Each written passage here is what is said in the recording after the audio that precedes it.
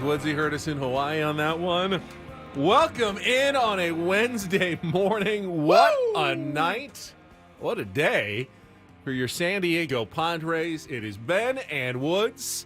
I'm Ben Higgins, joined by our executive producer, imaging director, and wearing many hats guy, Paul Reindl today as Stephen Woods continues his vacation week. And I've got to think he's... Day one, FOMO. I don't know that he's regretting his decision to go on vacation, but he's going, why does this have to happen? The first day I am gone. Like, I get on a plane, Padres make 3 trades at the deadline, and then come back from 5-0 down to beat the Los Angeles Dodgers in walk-off fashion last night in the 10th inning, 6-5. If you didn't stay up for whatever reason, you went to bed early thinking this isn't going to happen. Turn it off after the first inning. Oh man, we've got some audio for you today. We've got just a very exciting Wednesday on the program. Good morning, Paulie. Great morning. Ben. Great morning. Great morning. You got the Rally Roach over there. I kissed the Roach yesterday.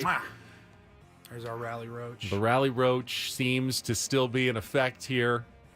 As it was electric last night at Petco Park. Unbelievable. Absolutely electric. The record crowd, over 47,000, the biggest crowd in the history of Petco Park, officially 47,559 people. I mean, we got to be straining like the what is possible for a baseball game. How many people can you get in Gallagher Square and in the concourses for a game? Right. And from the sound of it and the look of it in the stands, 70 to 80% Padres fans, I would say. Yeah, there were some Dodgers fans there.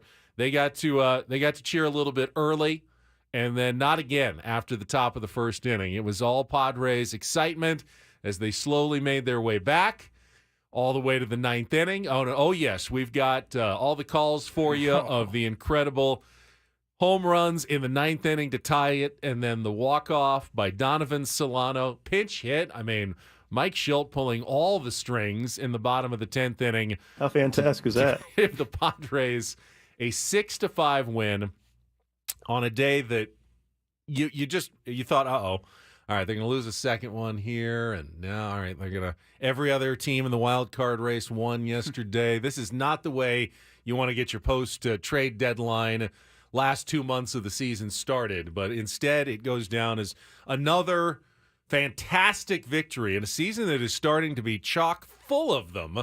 I mean, just the memorable wins going all the way back to the 8-0 comeback against the Cubs way back in April. I mean, there are a lot of 7 walk-offs? 7 walk-offs, 4-1 in extra inning games. Man. I mean, this team could not be more opposite of the 2023 Padres from last year. Yeah. All the magic they did not have last year seems to have found its way into the Padres clubhouse this year. I can't really explain it, but it's there. It's absolutely there. I think yesterday it had strong vibes of 2022. Acquiring Juan Soto at the trade deadline. Padres made a lot of splashes yesterday at the trade deadline. Nothing crazy like bringing in a guy like Juan Soto, but by all accounts, one of the biggest, if not the biggest winner of the trade deadline. And then remember in 2022, the grand slam by Brandon Drury, like Petco Park was just on fire. Everyone's like, we're never losing again. Sure. Jorge Alfaro, all the walk-offs, yeah, you kind of felt LFGSD. like that a little bit last night. I mean, the magic was extremely high in 2022. It led them all the way to the National League Championship Series eventually. The magic was completely missing last year. I mean, it was never there. There may have been no less magical season in baseball than last year's Padres season. Every one-run game, every extra inning game. Like even no comebacks, no I mean, nothing last year. Nothing worked out for the team last year. Even 2021 with the, what did Peter call it, a once-in-a-generation collapse, once-in-a-millennium collapse. That first half of the year still had plenty of memorable moments. I remember being there, like, sweeping the Dodgers in June, and you're thinking, oh, we're the favorites to win the World Series this year. Didn't happen. In just epic fashion, they collapsed. But last year just really didn't have any magical moments at all. I mean, I think We had David Dahl, Ha-Sung Kim walk off on April. like April 3rd or whatever it was. And then it's like, all right, here we go. We're carrying the momentum from 2022 right into 2023. That was pretty much it until the last couple of weeks of the season when it was too late. So, they keep it going. There's definitely a confidence, something that, maybe it's Jackson Merrill, maybe it's Mike Schilt. What's that different? I mean, a lot of the players are the exact same players that were there in that 2023 season, but just having a seemingly completely different attitude in 2024. And again, one win doesn't change the course of a season, but it certainly is more than just, hey, a one-off kind of game, because they've done this many times over the course of the year now, and just continuing a trend. We will talk about it pretty much for the next 5 hours. Well, you and I for 4. Yes. And then we've got the roundtable coming up this morning at 10 o'clock when we'll be joined by Annie and Elston, Gwen and Chris, and Sammy Levitt's going to be in for Woodsy on the roundtable today when we'll discuss the trade deadline moves and the final 2 months of the season coming up for your San Diego Padres, who have one more against the Dodgers today. We were just going through it because I wasn't sure, and Paulie confirmed it for me. Padres need one more win against the Dodgers to clinch their first season series against that team since 2010. Yeah. 14 years ago was the last time the Padres took a season series from the Dodgers. They're now 6-3 against LA this season with 4 games remaining. 1 today at Petco Park, 3 more in Los Angeles later in the year. And if they win any of them, 7 wins would clinch the season series. Not that that gets you to the playoffs, not that losing a season series to the Dodgers prevents you from getting to the playoffs, but it will be nice, hopefully, to turn the tables on an organization that has owned the Padres, at least in the regular season, outside of the 2022 playoffs, that's just owned you for 14 years now, and you finally have a chance to, in this year especially, when the Dodgers had all the hype going into the year with Shohei Ohtani and Yamamoto and the moves that they made in the offseason. Yeah, they spent $69 billion this offseason. And the Padres cut payroll by close to $100 million. Yeah. And this is the year that the Padres finally, break the streak against the LA Dodgers. Baseball doesn't really make that much sense. Maybe spend some of that big budget on an updated rule book for your manager. I don't know. That was a weird situation that we can talk about in the 10th inning as well. The double mound visits by Dave Roberts that cost his pitcher a pitch clock violation with the bases loaded and Donovan Solano coming to the plate. I will just say it for him. And look, it's 3:09 right now in Hawaii, but we're hoping that Woodsy will call in maybe in the 9 o'clock hour if he's up early over there. I'll just say it now for him, though. I hope Dave Roberts gets a lifetime extension for the Dodgers. As long as he is the manager of the Dodgers, we got a chance. We have a shot. Well, I'm always a little torn on that subject, but I mean, he certainly hasn't gotten the most out of that franchise over the last few years. I mean, in the regular season, they've had some good ones. This year, though, beset by injuries, they have not totally been able to overcome them. Now, they're still in first place, 5.5 games ahead of the Padres. You win today, though, and I heard Sam Levitt talking about it on the postgame show last night. You win today, cut the deficit to 4.5, and you've got the tiebreaker in terms of the season series. So you know exactly all you need to do is finish with the same record as them at the end of the season. You've got a bullpen that's now built, and we'll talk about the moves that were made yesterday that is built to protect any lead that you can get pretty much after the 6th inning. You're trying to shorten those games and go, hey, we get ahead, we're going to be a very difficult team to beat in the last 3 innings of the game, given the arms that we've got in the back end of the bullpen. Is it crazy to think that the Padres could chase the Dodgers down? No, I don't think it is crazy to say that could be a realistic, legitimate goal in the last 2 months of the season. But it probably has to start with another win tonight in Game 2 of the series with Dylan Cease making his first start since the no-hitter going up against Clayton Kershaw at 5:40 today, 4:40 Eco Water SoCal pregame show with Sammy Levitt. But again, we got so much else to talk about from the game last night and the trade deadline. We will kind of set the menu. Why don't we just take a timeout right now, Paulie? Okay. We'll set the menu when we come back. I think we should talk about some of the trades, get to our Padres rewind, listen to all the calls from Jesse, and then at 7:30, I think we'll have all the calls from everywhere else that Paulie's been hard at work compiling this morning from last night's game. I wanted to come in last night at like 11 p.m. I could not sleep. I couldn't go to bed after that game last night. I was so wired. I thought maybe I'll just come on in and pull the all-nighter. I still came in early, but I did get a few hours of sleep. But what a game. What a day for the Padres. It was the kind of game that just leaves you the adrenaline flowing, leaves you wired, hard to sleep, but in a good way. You know, all is good in the world. I figured it out before we go to break. We were talking a few minutes ago about how this year feels. The magic, it's there. I don't know what this season holds for the Padres, but the magic is there. It wasn't there last year. And I looked at our chat on YouTube, and a lot of people were, putting PS and the heart, Peter and a heart, Peter emojis. And I thought maybe the baseball gods are smiling on San Diego this year, because they sure as hell weren't last year. 1 year soon, the baseball gods will smile on the San Diego Padres, and we will have a parade. Maybe someone is giving them a little nudge. Maybe. Up there for the San Diego Padres in 2024. All right, we'll come back. Plenty to get to. Kelly's got traffic, and then we are running on a morning that I am more than glad that I'm not on vacation today and get to be here and talk about it with all the tier ones, with you, Paulie. We'll tell you about our guests coming up as well, because that's a busy morning as well. Think AJ Preller. Think a Major League Baseball manager who the Padres pulled off a trade with in his team yesterday. All coming up here in the next 2 hours with Ben and Woods, Ben and Paul on San Diego's #1 sports station, 97.3 The Fan.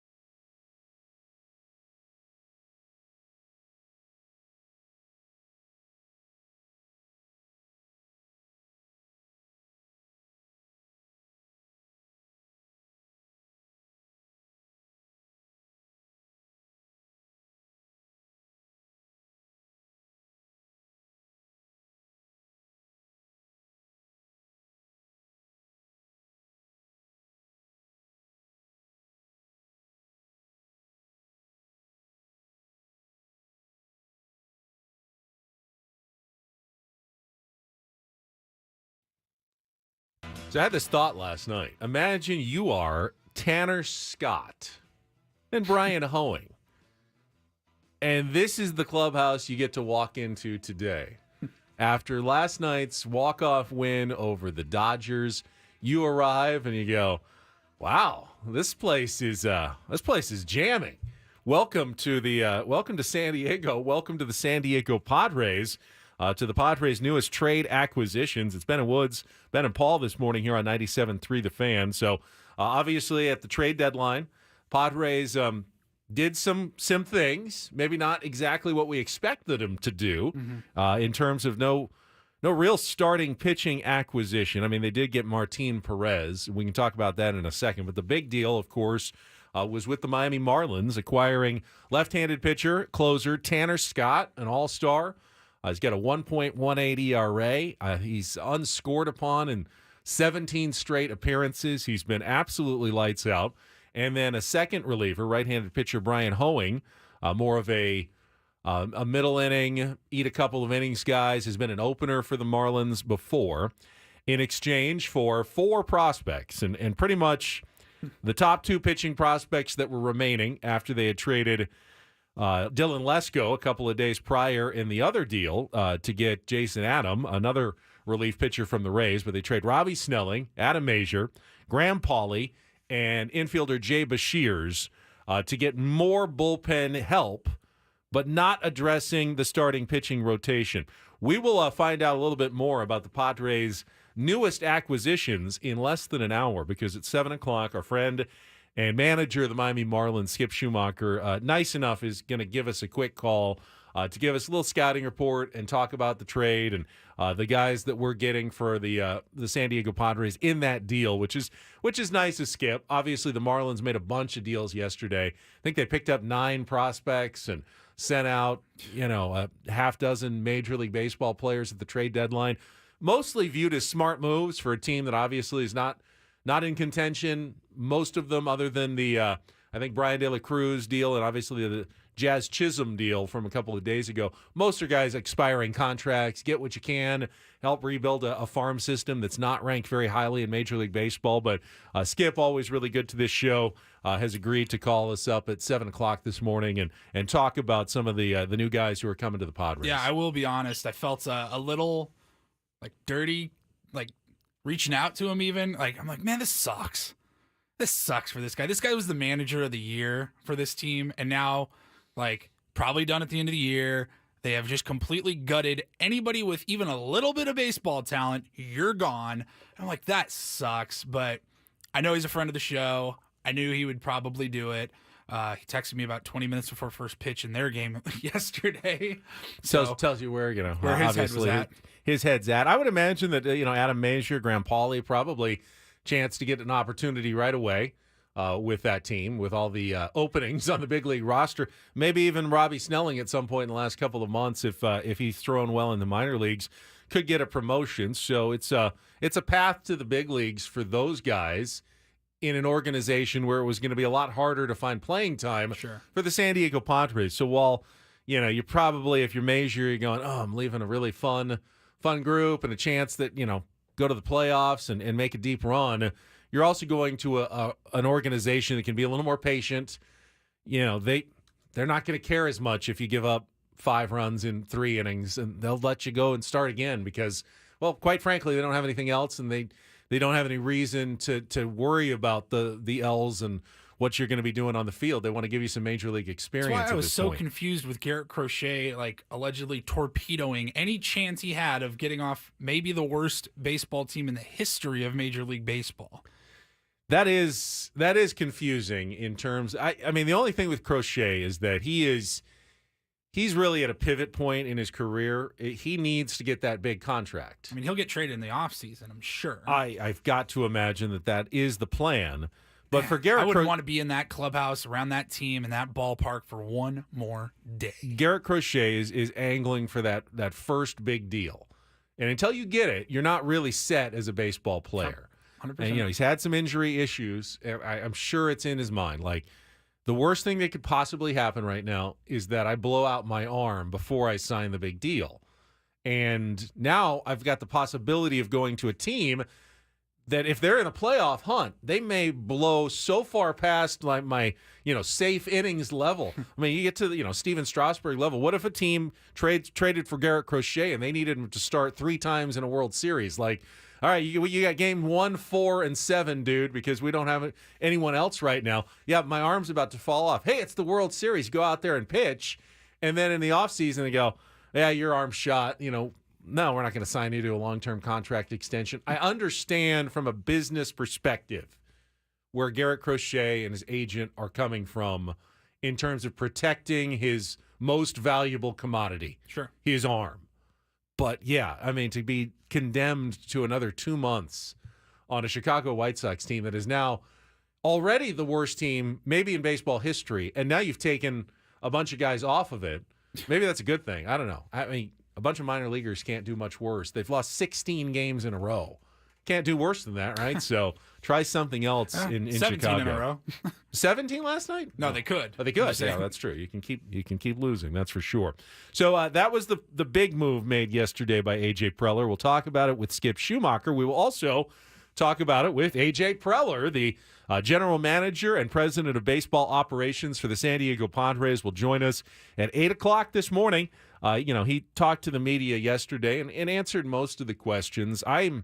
One thing that I am curious about is the Martin Perez acquisition, kind of the last minute grab a starting pitcher. Felt like the Pirates had picked up, I think, a pitcher, and maybe they just didn't have any room, and AJ kind of swooped in and said, all right, looks like they're going to probably have to release him anyway, and got him for a Dominican Summer League young prospect in basically almost nothing to get Martin Perez. But why him and not some of the other like fifth starter type options that were out there? Yeah, I know there were a lot of people that loved the trades yesterday. I mean, Padres have arguably the best bullpen in baseball now. I mean, you essentially shortened the game to like a 6-inning game. If your starter comes out after 5 or 6 and you have the lead, you have to feel really good about your chances now. But will you have those leads over the next 2 months when your fourth starter is still Randy Vasquez and your fifth starter may now be Martin Perez, who's literally had like 2 good starts this year, and otherwise it's been a pretty bad year for the left-hander. I loved the trades. I think the bullpen is in great shape right now. But, of course, I was confused that they didn't really go out and get that starting pitcher that we assumed he would go out and get.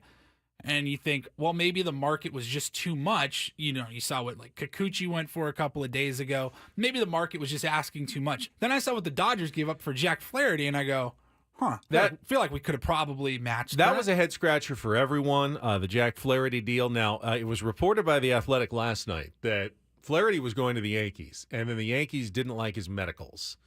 And they actually torpedoed the deal late at the last minute. So it's possible that the Dodgers got a bit of a discount knowing we're taking on some risk here, that maybe he might not be healthy completely for the rest of the season, and he's only a rental. So you're kind of rolling the dice on Jack Flaherty. They may have given up 2 prospects for damaged goods over the last couple of months of the season, and that may be why the Padres ended up staying away. They can't really afford to give up prospects for damaged goods. They need someone who can actually pitch over the last 2 months of the season. Maybe he will, and it'll end up being a steal for the LA Dodgers. But they're clearly taking some sort of risk on that the Yankees were not willing to take on with Jack Flaherty, who was the best starting pitcher dealt yesterday, and the price tag was shockingly low, like 2 prospects, not anywhere near what Yusei Kikuchi got, in the deal with the Houston Astros. So why? It's got to be the medicals. Maybe the Tigers got desperate. The Yankees torpedoed it so late. It's like, all right, we got 45 minutes left, and we need to trade this guy for something, and they start, calling everybody up on the phone. Now, apparently, and we can get into this, but apparently the Dodgers were very interested in Tanner Scott. Mm-hmm. And it's possible that when Flaherty all of a sudden became available at the end, they pulled out of the Tanner Scott deal, which left the Padres to go and grab Tanner Scott as they worked on a Flaherty deal in the last couple of hours before the trade deadline. That's why the trade deadline is so wild. It's going one direction, then all of a sudden one move is made, and everybody's going in a different direction, and it all has to happen over a period of a few hours, in the middle of the baseball season. Yeah, I think it's also important to note that Brian Hoeing, I think, can start can be a starter, maybe more of an opener, but like he's got that ability in him. He can be a closer, middle relief, long relief, like whatever, high leverage. Like he's a pretty versatile guy, kind of like a Matt Strom was. He started some games. He was This year he has been. Before this year he was It was nothing. Hoeing, yeah. Yes. Before this year, he was off everybody's radar. He's had a good season this year. He started 2 games for Miami this year. I wouldn't be surprised, and maybe I'll ask AJ also if they've seen something in Hoeing where they feel like maybe they can stretch him out into more of a starter. They like it. I think he's got a 4-pitch mix, which could. And maybe AJ knows that Joe's on his way back, and we only got to go one more time through the rotation or something like that. And still, nobody knows about you, Darvish. You are now kind of on the razor's edge when it comes to starting pitching for the next 2 months. Even if Joe comes back, you're still one injury away from not having a 5th starter for 2 months. Yeah. And you, Darvish, remains in the equation as well. AJ even admitted yesterday that, he's kind of looking at the playoffs when he's saying this is a bullpen that can win in the playoffs. You do have to get there first. You have to get there before you may have the team that is best suited for playoff baseball in the entire league. You don't get there, you can't win the World Series. So, that's got to be job one, is getting to the postseason. Do the Padres have enough starting pitching? We can talk about that. We'll take some phone calls certainly at some point this morning. Tier 1s want to get your opinion on what the Padres did yesterday. The other move was simply kind of bookkeeping, trading Enyel De Los Santos to the New York Yankees. He probably would have been released otherwise because they didn't, they have to clear some roster space for Jason Adam and for Tanner Scott and for Brian Hoeing. They're going to have to make a couple more moves today just to add those guys. So you get what you can for Enyel De Los Santos, shed a little salary, make it all work, and that was kind of the trade deadline day for your San Diego Padres. Let's take a timeout. When we come up, Paulie's been working feverishly on our Padres wrap-up. I have not heard all the calls yet from Jesse. I listened to some of Sammy's postgame show last night. I was at work, and then I got to hear some of it on my drive home. 'Twas a good one. But I didn't hear all of Jesse's calls, which I am very excited to hear how Jesse called all the action last night. Coming up next in our Padres wrap-up, Ben and Woods continuing on San Diego's #1 sports station, 97.3 The Fan.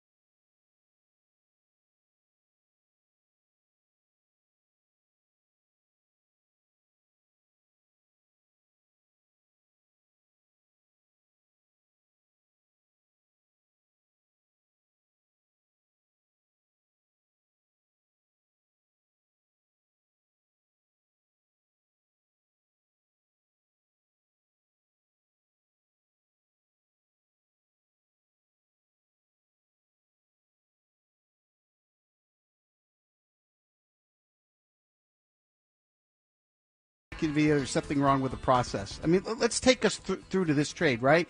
On the eve of opening day, he trades for Dylan Cease and gets an ace who's a Cy Young candidate. Then he waits a couple of months and he calls up the Marlins and he goes and gets a guy that's won a batting title in both leagues in Luis Arise, right? And then he sits there a couple of days ago and he trades for Jason Adam, one of the best setup relievers in the game. And now he gets another impact closer in Tanner Scott to put with Robert Suarez in the back end. And now all of a sudden, out of nowhere, they have one of the best bullpens in the game. And they're a team that's not only a playoff team, but they're now positioned where they can do serious damage in October with that bullpen that they'll be throwing out there. This is an unbelievable move for them. That is former MLB executive Jim Bowden on MLB Network Radio advocating for A.J. Preller to win Executive of the Year based on the moves that he's made. And certainly offers a compelling case there, Paulie. Well, yeah, again, like you said, it wasn't just the relievers that were added yesterday. You have to factor in Dylan Cease, Luis Arise. I mean, he's had a hell of a season as far as moving some guys around and bringing in some really quality players. Obviously, the results for A.J. Preller over the last decade as Padres GM have been very, very mixed. And as Padres fans, we know about the bad decisions and the moves that we'd love to have back. And no GM is perfect. The one thing that A.J. truly has, I think, in spades, more than any other general manager, maybe even sports executive I have ever seen. He is unafraid.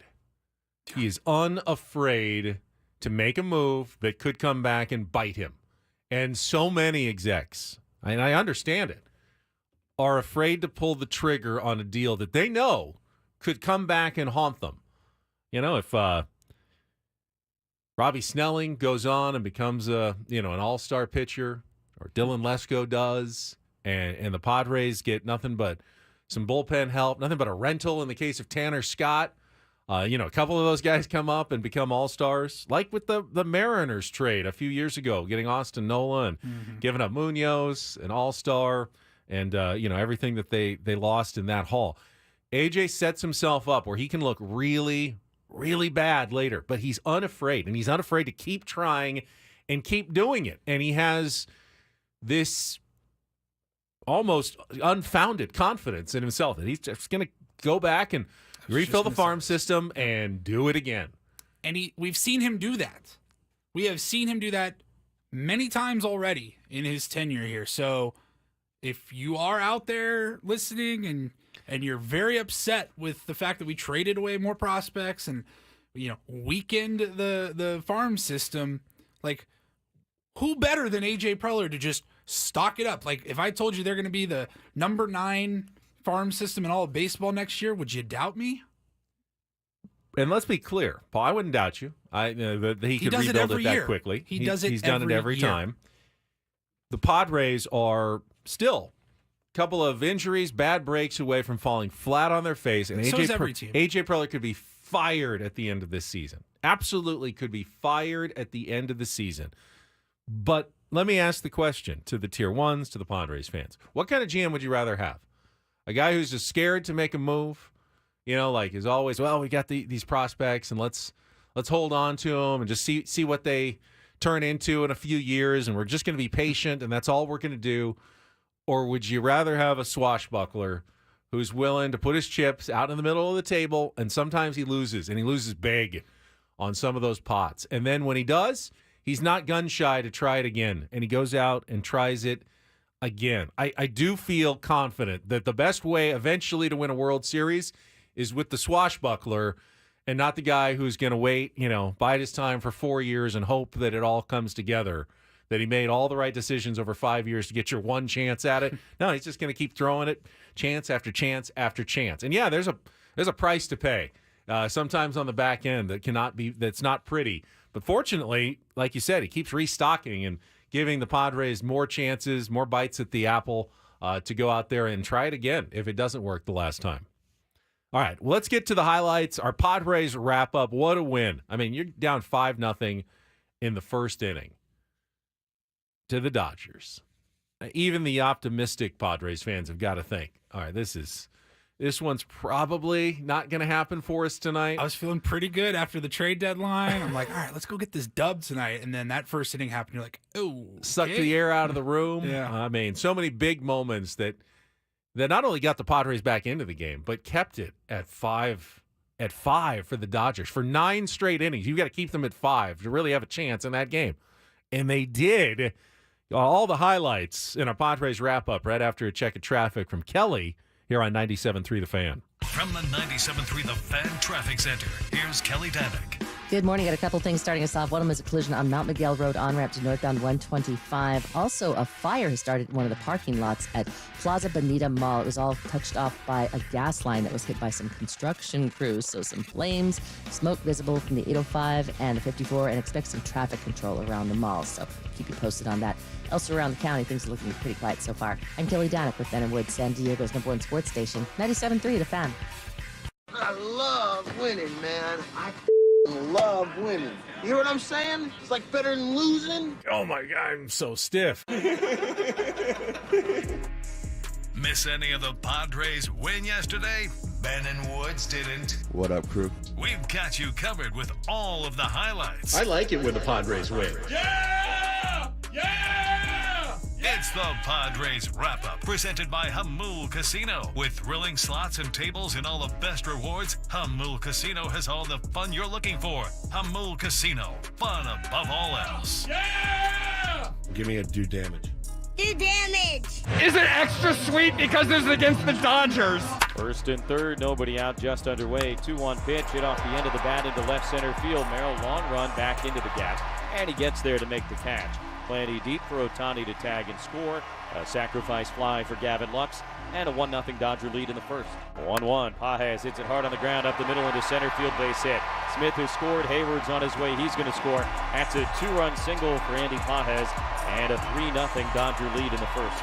2-2, Biggio swings, hits it in the air, deep down the right field line. Peralta back to the corner, looking up, off the pole, a home run, and a 5-0 Dodger lead here in the first. It was a nice little return over the weekend. Stings this one in the air, deep to center field. Pages is back, looking up, gonna go! Line drive, home run to the right of the palm tree, out in center field. Manny Machado with his 15th of the year, and the Padres are on the board here in the second inning. Profar leans back in the left-handed batter's box, hits this one hard on the ground through the right side, base hit. Arise rounding third. Hayward unleashes a throw, no chance. RBI single Jurickson Profar, and now a 5-2 game here in the third. Here's the 1-0. Cronenworth hits it hard over the head of the first baseman Biggio, down the right field line into the corner. Profar is racing towards third base. He is going to be set. The throw comes into Lux. Relay to the plate, not in time. RBI double Jake Cronenworth, and a 2-run game here in the third.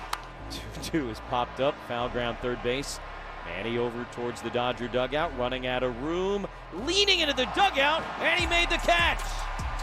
Manny Machado into enemy territory, and we'll hang a star here at Petco. Out number 2 in the top of the fourth. 1-1 to Hernandez. Kike swings, hits it off the end of the bat into shallow center. Long run, Jackson Merrill dives forward and makes the catch to end the inning. Padres put on a defensive clinic here in the 8th. First it was Machado, and now it's Merrill. Will hang a star and head to the bottom of the 8th. A lot of history between these two. First pitch on the way. Machado swings, hits it in the air, deep to left field. Teoscar Hernandez will watch, and it's going to go! A long home run for Machado. His second of the night, and a 1-run game in the bottom of the 9th inning. A first pitch home run for Manny Machado. Merrill swings, hits it in the air, deep to right field. Pages is back. He is at the wall. It's going to go! You better believe it. We were talking about it before the game. This young man enjoys this moment, and he steps into it and owns it. Solo shot has tied this ball game at 5, and it's a new ball game. Ball and 2 strikes. Here's the pitch on the way. Solano swings, hits a ground ball past the dive of Hernandez, down the left field line to win it. Kim scores, Solano walks it off, and the Padres come back from a 5-0 deficit to beat the Dodgers in 10. This team has no quit in them at all, down 5-0 in the first. chip away, tie it in the 9th, win it in the 10th. Don't take it for granted. You know, we enjoy it, celebrate it, grateful for it. You know, all the good things about heart, dedication to competition, regardless of circumstances, you know, belief in themselves, the greater good. Yeah, this is what fun teams and highly competitive teams and teams with a lot of hunger do, you know, regardless, they just compete. Well, Jesse Agler did not disappoint with those calls. He actually did not disappoint with the Incorporator as well. We'll get to that at some point a little bit later. You know who didn't disappoint as well? Tony Gwynn Jr. bringing his A game on some of those calls as well. Great interjections from the color analyst in the radio booth as well. Good job by both of those guys painting the picture of an incredible night at Petco Park as the Padres rally from 5-0 down to beat the Dodgers 6-5 in 10 innings. And you heard, obviously, all the home runs and the comeback and the offense, but you did hear some of the defense as well in that game. Jackson Merrill's diving catch there in the 8th inning, just electrifying the crowd further and setting up what happened in the 9th inning. But what a game, Paulie, for Manny Machado. All around, not just the 2 home runs, which were obviously huge, but made 2 really spectacular catches in foul territory. You heard the one where he went into the dugout. He's blowing a bubble. He's checking twice to see where the railing is for the Dodgers dugout. He leans as far as possible into the dugout, makes a snow cone type catch, ends up kind of like leaning. I don't know. I'm thinking like, you know, guy wearing a leather jacket in a 50s movie, just kind of, you know, casually leaning on the railing of the Dodgers dugout as Teoscar Hernandez comes over and is like trying to playfully knock it out of his glove. Like, dude, you just did that in our dugout? Come on, man. You can't be that cool just to walk over there and make that catch. What a game for Manny Machado. You heard Jesse and Tony on that call of Manny's catch on the dugout rail. Did you hear Don and Mud, though? Mud was spectacular yesterday. 2-2, sky to the infield. Foul ground for Manny Machado, going as far as he can, and Manny will make the catch, leaning into the Dodgers dugout. Makes the catch, says hello to some people. Nice play by Manny Machado.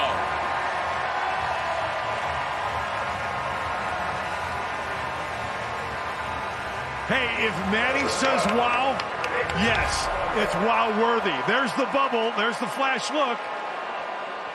And the Dodgers, you just got machadoed.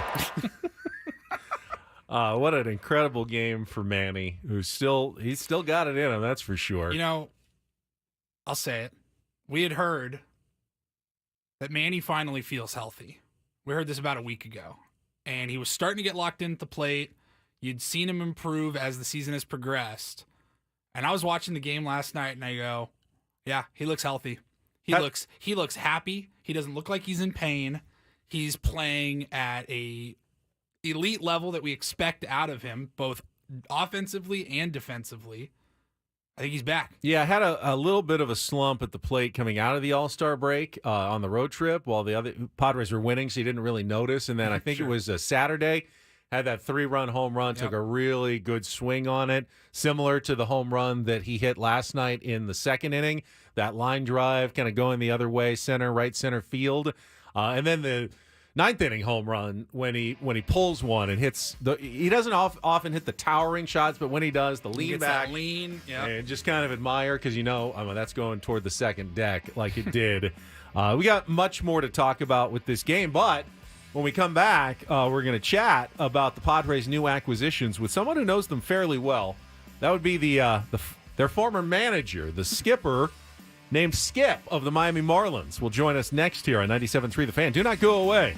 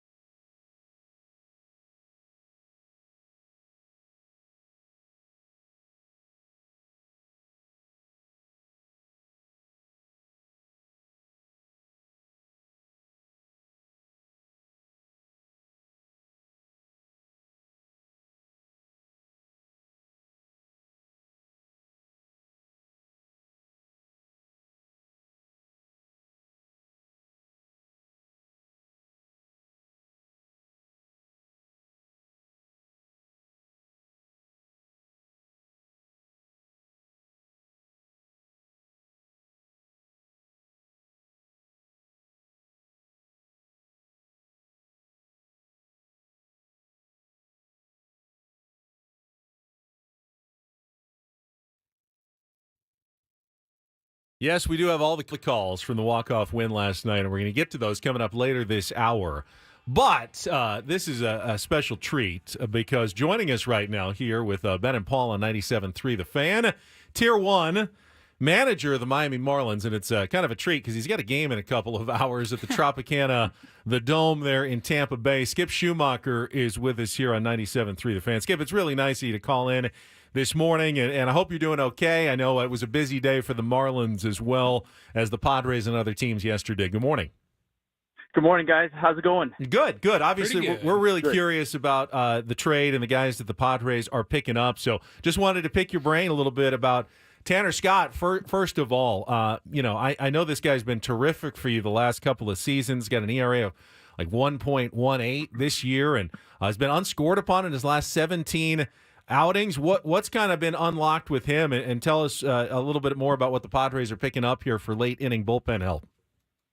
Yeah, well, first of all, you took all my favorite players in Arias and Scott, so thanks for doing that. You're welcome. But Tanner's an absolute dog. He is one of my all-time favorite players. Once again, the work ethic is 10 out of 10. He's the first guy in the weight room. He's the guy that prepares the most in the bullpen. He wants the high-leverage situation. He wants to save, or he'll go in the 7th inning and get an out there and go back in the 8th and 9th. He does not want a day off. He pitches every single day. He gets pissed off when he has a day off. He is an incredible pickup, and we got some good players in return, obviously, but really happy for the Padres and what they're able to do with that bullpen. Well, that's good to hear because as a rental, a free agent to be, the Padres are going to probably want to work him a lot down the stretch here. So he'll have that opportunity. As you said, though, when the trade came down, I looked at what the Padres gave up. Their top 2 pitching prospects that were left, Graham Pauley, Jay Bashirs, and I go, this is a huge haul for the Marlins. And then I started wondering, well, what about the other pitcher that the Padres are getting? People sometimes go, kind of throw in, and then I looked at some of the numbers for Brian Hoeing, and I go, well, maybe there's something there as well. What has Hoeing done for you this season? Yeah, it was a big haul, but AJ and their staff, Posty and Kemp and those guys over there, they do such a great job of getting more talent the next year in the draft and different trades. I mean, it's amazing how they replenish that system every single year and are able to make trades like this. Brian Hoeing is a swing guy, a spot start guy, a guy that can get you out of a jam, multiple innings. He can do a number of different things. He really made an adjustment this year with his third pitch, which is a split change to get lefties out. So he's been able to get multiple righties and lefties out, not just a right-handed lane. If a guy pinch hits, he's able to get that guy out. He's so flexible.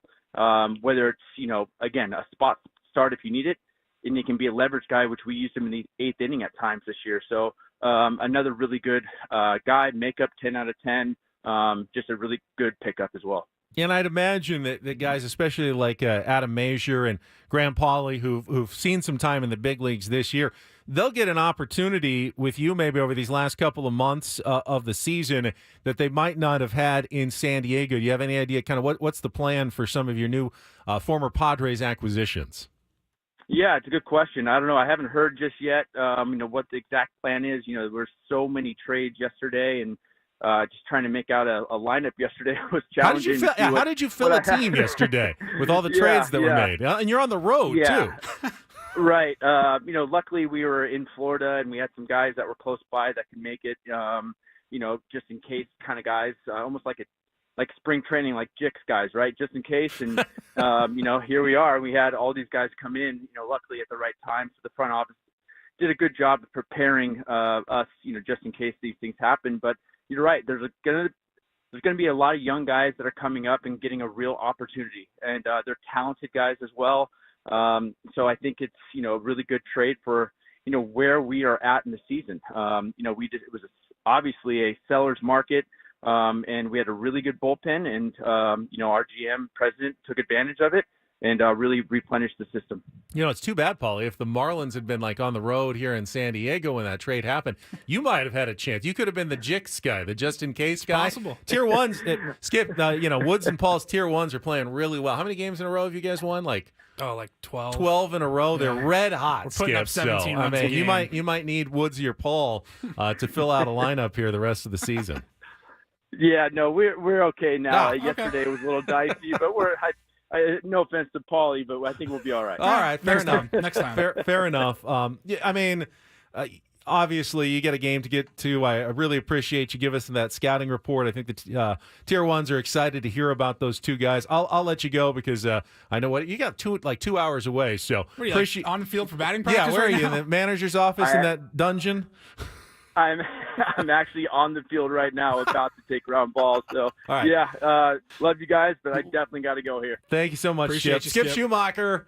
How about that? Manager of the Miami Marlins. He literally on the field about to hit some fungos to his guys. That's incredible. With a 9:10 Pacific first pitch. So, yeah, 2 hours and 5 minutes away from a game. They're fully in batting practice and game prep mode, and he comes and gives us that scouting report on Taylor Scott and Brian Hoeing. That's why he is the best. That's amazing.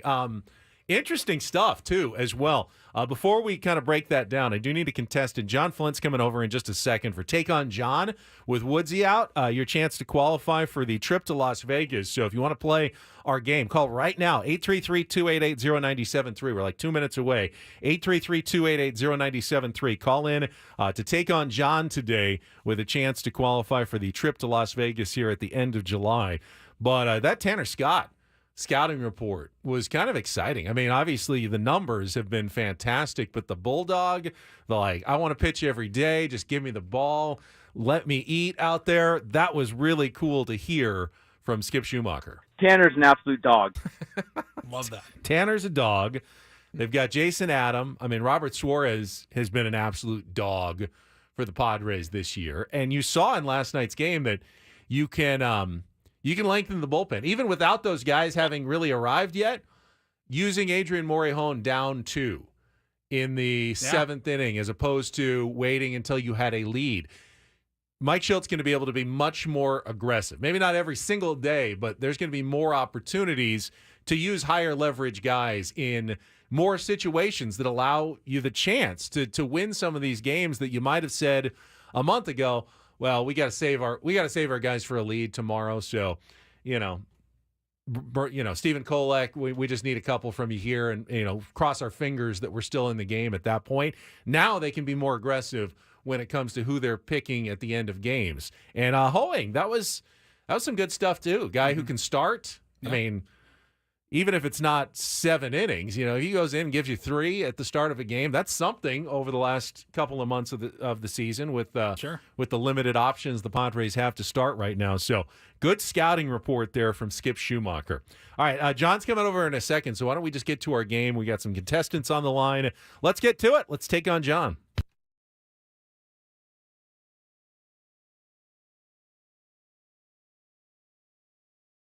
John.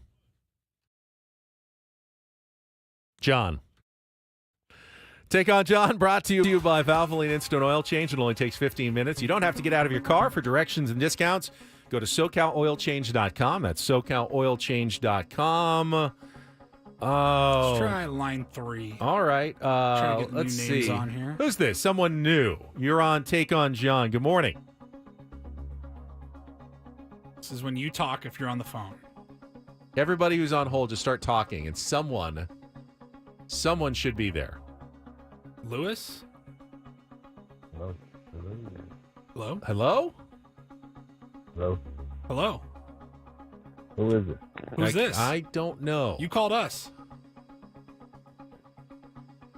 Yeah, I want to play. I think the connection's not great. Try calling back. All right, I'm gonna go with a more established name. Guy, I usually have a pretty good connection. Good morning. Most of the time. Thank you. All right, sorry about that. All right, Always here we for tried. you. I mean, it's always good getting new names and new faces into the game, but we got to be able to hear you. Who's You've got to this? be You somewhat called awake us, bro. to play this game. All right, Guy, you know how it works. You got 60 seconds, 5 questions. We'll compare your score to John. If you can beat our time, we'll put you into the drawing for the trip to the Rio Las Vegas. 2-night stay, dinner for 2, day bed at the Rio pool. It's all new. 4 sparkling new pools, remodeled rooms, new food hall. Book now at RioLasVegas.com. All right, Guy, here are your categories. The Afterlife. Song titles and artists, including the word after. Go Where You Want to Go. Those are the song titles with the word go, and our mystery category, which is an all 2-second song mystery category today. Guy, the afterlife, go where you want to go, or the mystery category? Go mystery. Oh, we're going right to it. All right. That means you don't get the theme, but in an interesting twist today, no questions, just music. So we've got 5 songs. You'll have 60 seconds to identify as many as you can. You need to give me the title and the artist to score the point. And then John will go, and we'll see how you do. So the mystery category, by the first one, you should have a really good idea of what it is, but it's up to you to figure it out, guys. So you ready to play? Good. I am. Paul, you got all the songs queued ready. up? All right, Paulie's ready to play. Let's put 60 seconds on the clock. Guy, it's the mystery category. Your time begins when Paul plays our first song. Good luck to you, Guy. Let's take on John.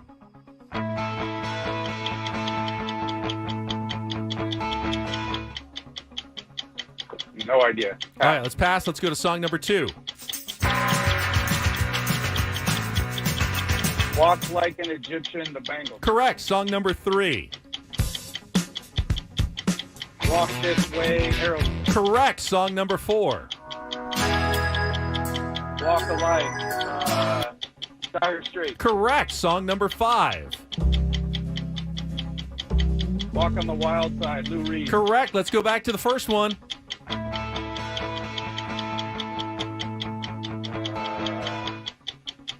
Walk something, I don't know. Way She Walks. No, it's Nobody? not. It's not. It's Walk by the Foo Fighters, but obviously you got that theme, Walk. You got all the other ones, Walk Like an Egyptian, Walk This Way, Walk a Life, Walk on the Wild Side. So 4 is your score. Get on hold, Guy. Let's bring John Flint in from down the hall at KSON. John, good morning to you. It certainly is a good morning. Yes, Padres fan John is very happy, just like the rest of us today. Let's get some headphones for you. I got some over here, actually, behind the behind our sign here. Johnny is going to take Woods' seat. Very prepared. Sorry. So No, it's our fault. So Guy's score is locked in. Today, you probably want to turn it down a little bit. It's a little loud for you. Sorry, we just interviewed Skip Schumaker from the field at Tropicana Field. He's got a game in 2 hours, but he called us and gave us a scouting report on the new players the Padres just picked up. What a day. Yesterday. What a day. What a day it was. That was amazing. I think our boy Alex said it best when he said they pushed all their chips in the middle of the table yesterday. Sure, they kept 2 chips back, and Leo DeVries and Ethan Salas, but otherwise the rest of the Thank chips God. are gone. All right, so today is a little interesting. This is the mystery category. Oh, boy. But it's an all 2-second song edition. So I don't have any questions. All I have is music for you. 5 different songs.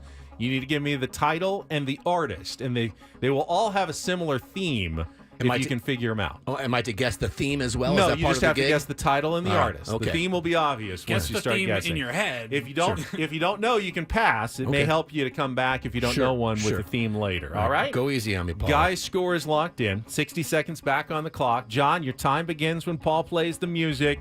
Song number 1. Good luck. Let's take on Guy.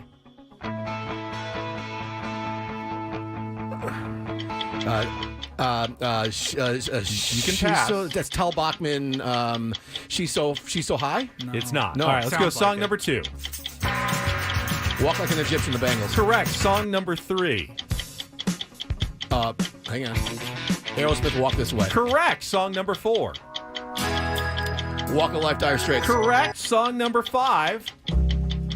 We'll take a walk on the wild side. Lou Reed. All right, that's 4, and that's a tie. Can I go back to number 1? I got time yet. But you already got it wrong. You shouldn't have guessed. You I should have passed. Once you is get it wrong, you don't get a second. What is it? It's Walk by the Foo Fighters. Oh, I should know that And that's song. why the theme, of course, was Walk. Oh, Walk, I'm walk seeing like them an on Wednesday. Egyptian. I can't wait. Walk this way, walk of life, walk on the wild side. That's good for Guy, though, because he qualifies for the trip to Las Vegas. Ty goes to the Tier 1. All right, good But good you job. didn't embarrass yourself by any stretch. You Well- both missed the same one, which is probably the toughest one of the 5, I would say. I kind of did since I've seen the Foo Fighters like 10 times in my life. So I think I didn't embarrass myself. Dude, I've never seen them. I'm going on Wednesday. Have fun, man. I cannot wait. Yeah, it's epic. They're a great Can't live be as band. epic as last night's baseball game. I I don't mean- care. The best concert in the world does not compare to a walk-off win in baseball. I can't take another one of those nights. I mean, I'll I take loved them it. all. I loved it, but I'm so tired today. I don't know how you're doing it, man. It was amazing last night. I mean, we're both wired. Paulie couldn't sleep. I mean, it's so hard. No, I couldn't sleep either. Yeah. I actually fell asleep after the first inning until like the third. I'm like, hey, I woke up just in time. That was a good time. Well, like 4th to the 7th would have been a good time for a little siesta last night. Were you there? No, I was at Channel 10 last night. Okay, I was watching on that TV, other gig so. of yours. Okay. Yeah, Johnny, thank you very Thanks, much. boys. Thanks, buddy. Friday is our next. Should be our next one. We got Real or Fake tomorrow. So yeah, congratulations, Guy, Paulie. Get your information on the break. That's an interesting question.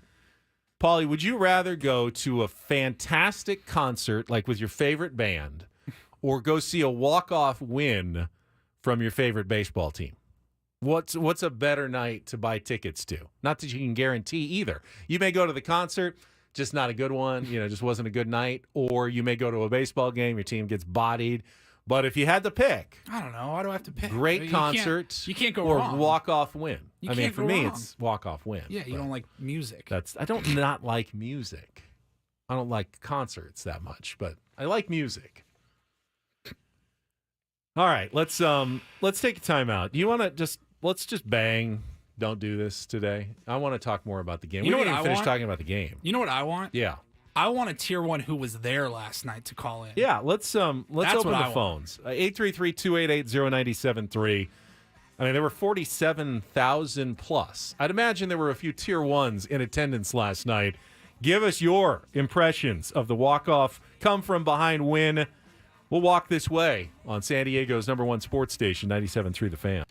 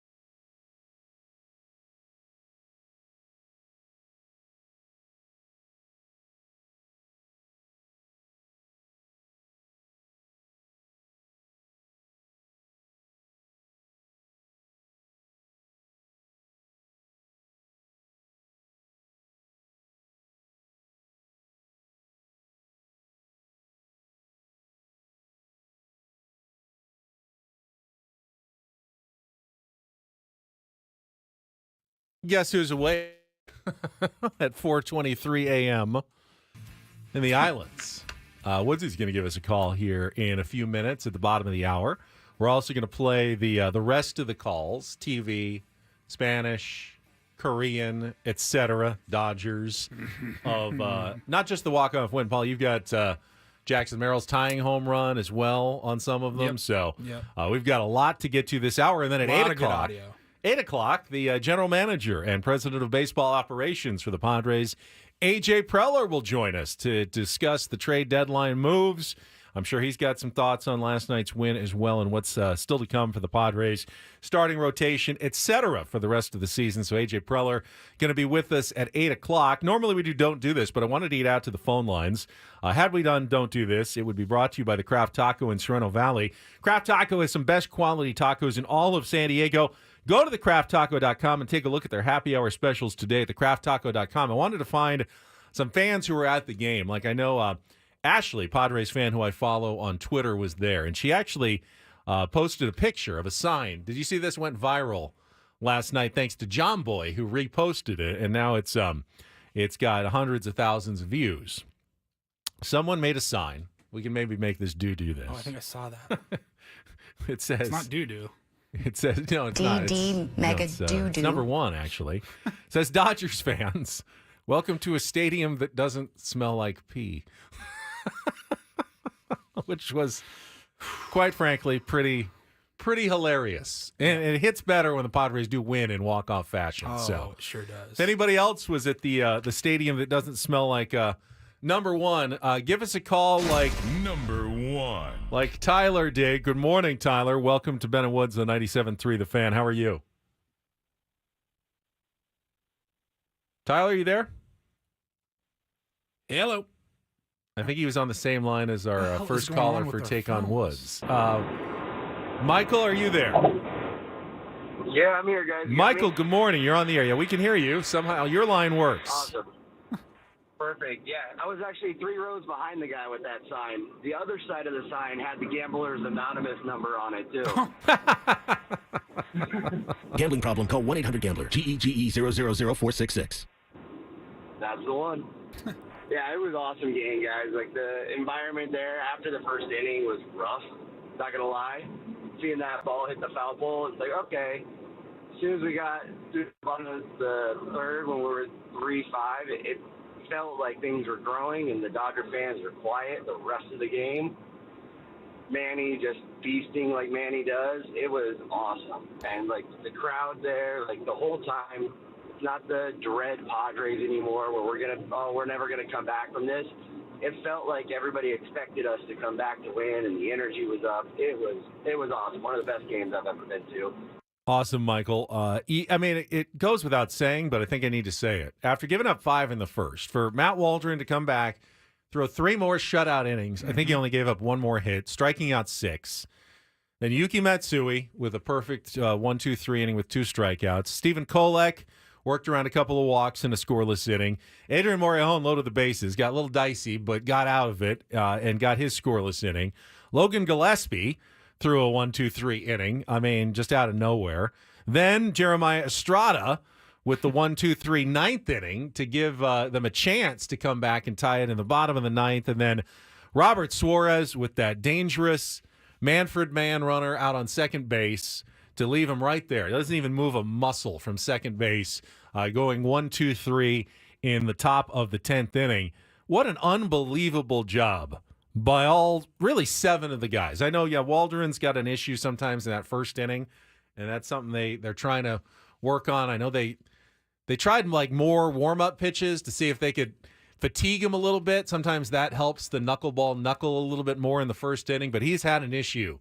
No doubt. His first inning ERA is his worst inning ERA, and kind of bit him yesterday, but he did bounce back, did enough to give the Padres a chance to come back and win that game. It was absolutely insane what the pitching staff did against that. I know weakened Dodger lineup with no Mookie and no Freddie.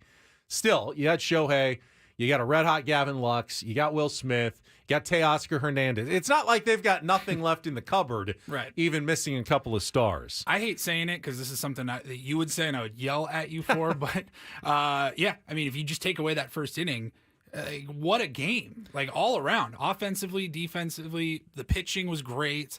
You know, to just get your hopes and dreams just ripped away in the first inning with a 5-run first for the Dodgers. You're like, oh my God, not again. Like, what is happening? Why is this happening? And then to just completely silence them and score 6 unanswered. What a night. I had a real dilemma on my hands. I was sitting there at my desk last night thinking about the show this morning when it was, 8th and 9th inning, and the Padres are down 5-3. And then Manny hits the home run. And I'm still thinking, what if they lose this game 5-4? Am I going to come back just like we did on Monday and go, that was a really good loss by the San Diego Padres? That's two kicked you in your face. 2 really good losses in a row after they fell behind early and they fought all the way and they just didn't quite come all the way and come back.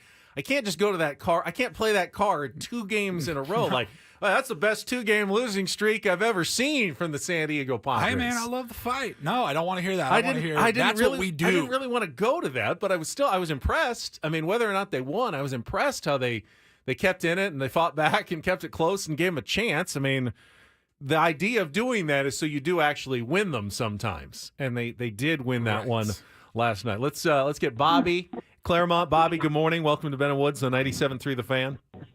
Good morning to you. I was there last night, and I've never seen – this is my 4th year of being a season ticket holder, and I've never seen that much blue in the stands. And there was no freaking life in the place in the beginning.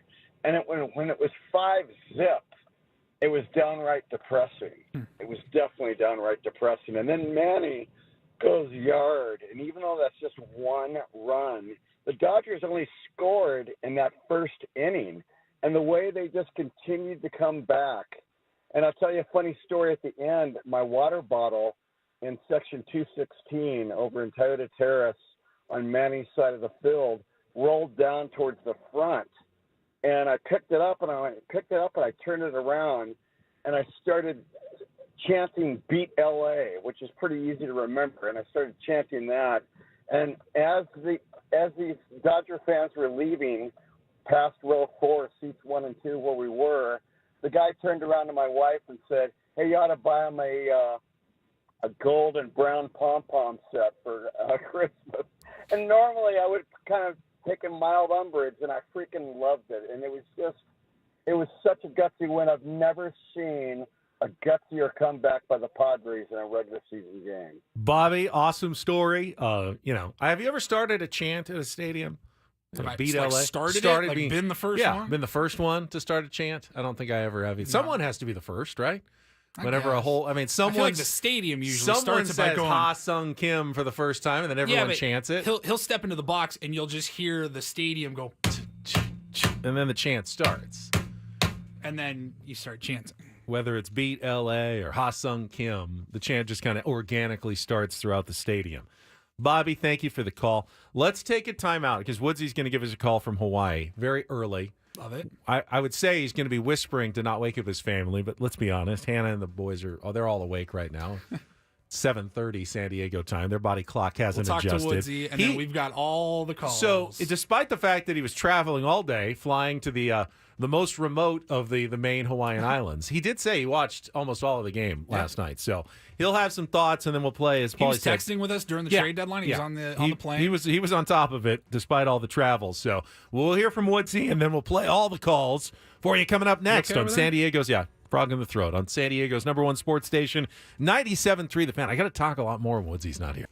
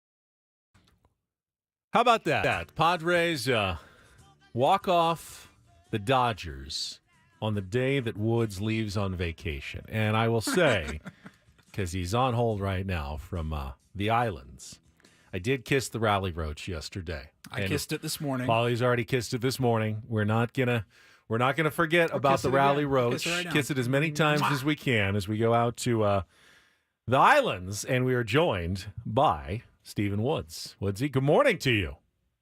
Good morning, gentlemen. How are you? Hey, buddy. 4:39 in the morning where you are? Is that true? Yeah. Nice. Yeah, this jet lag's a mother, dude.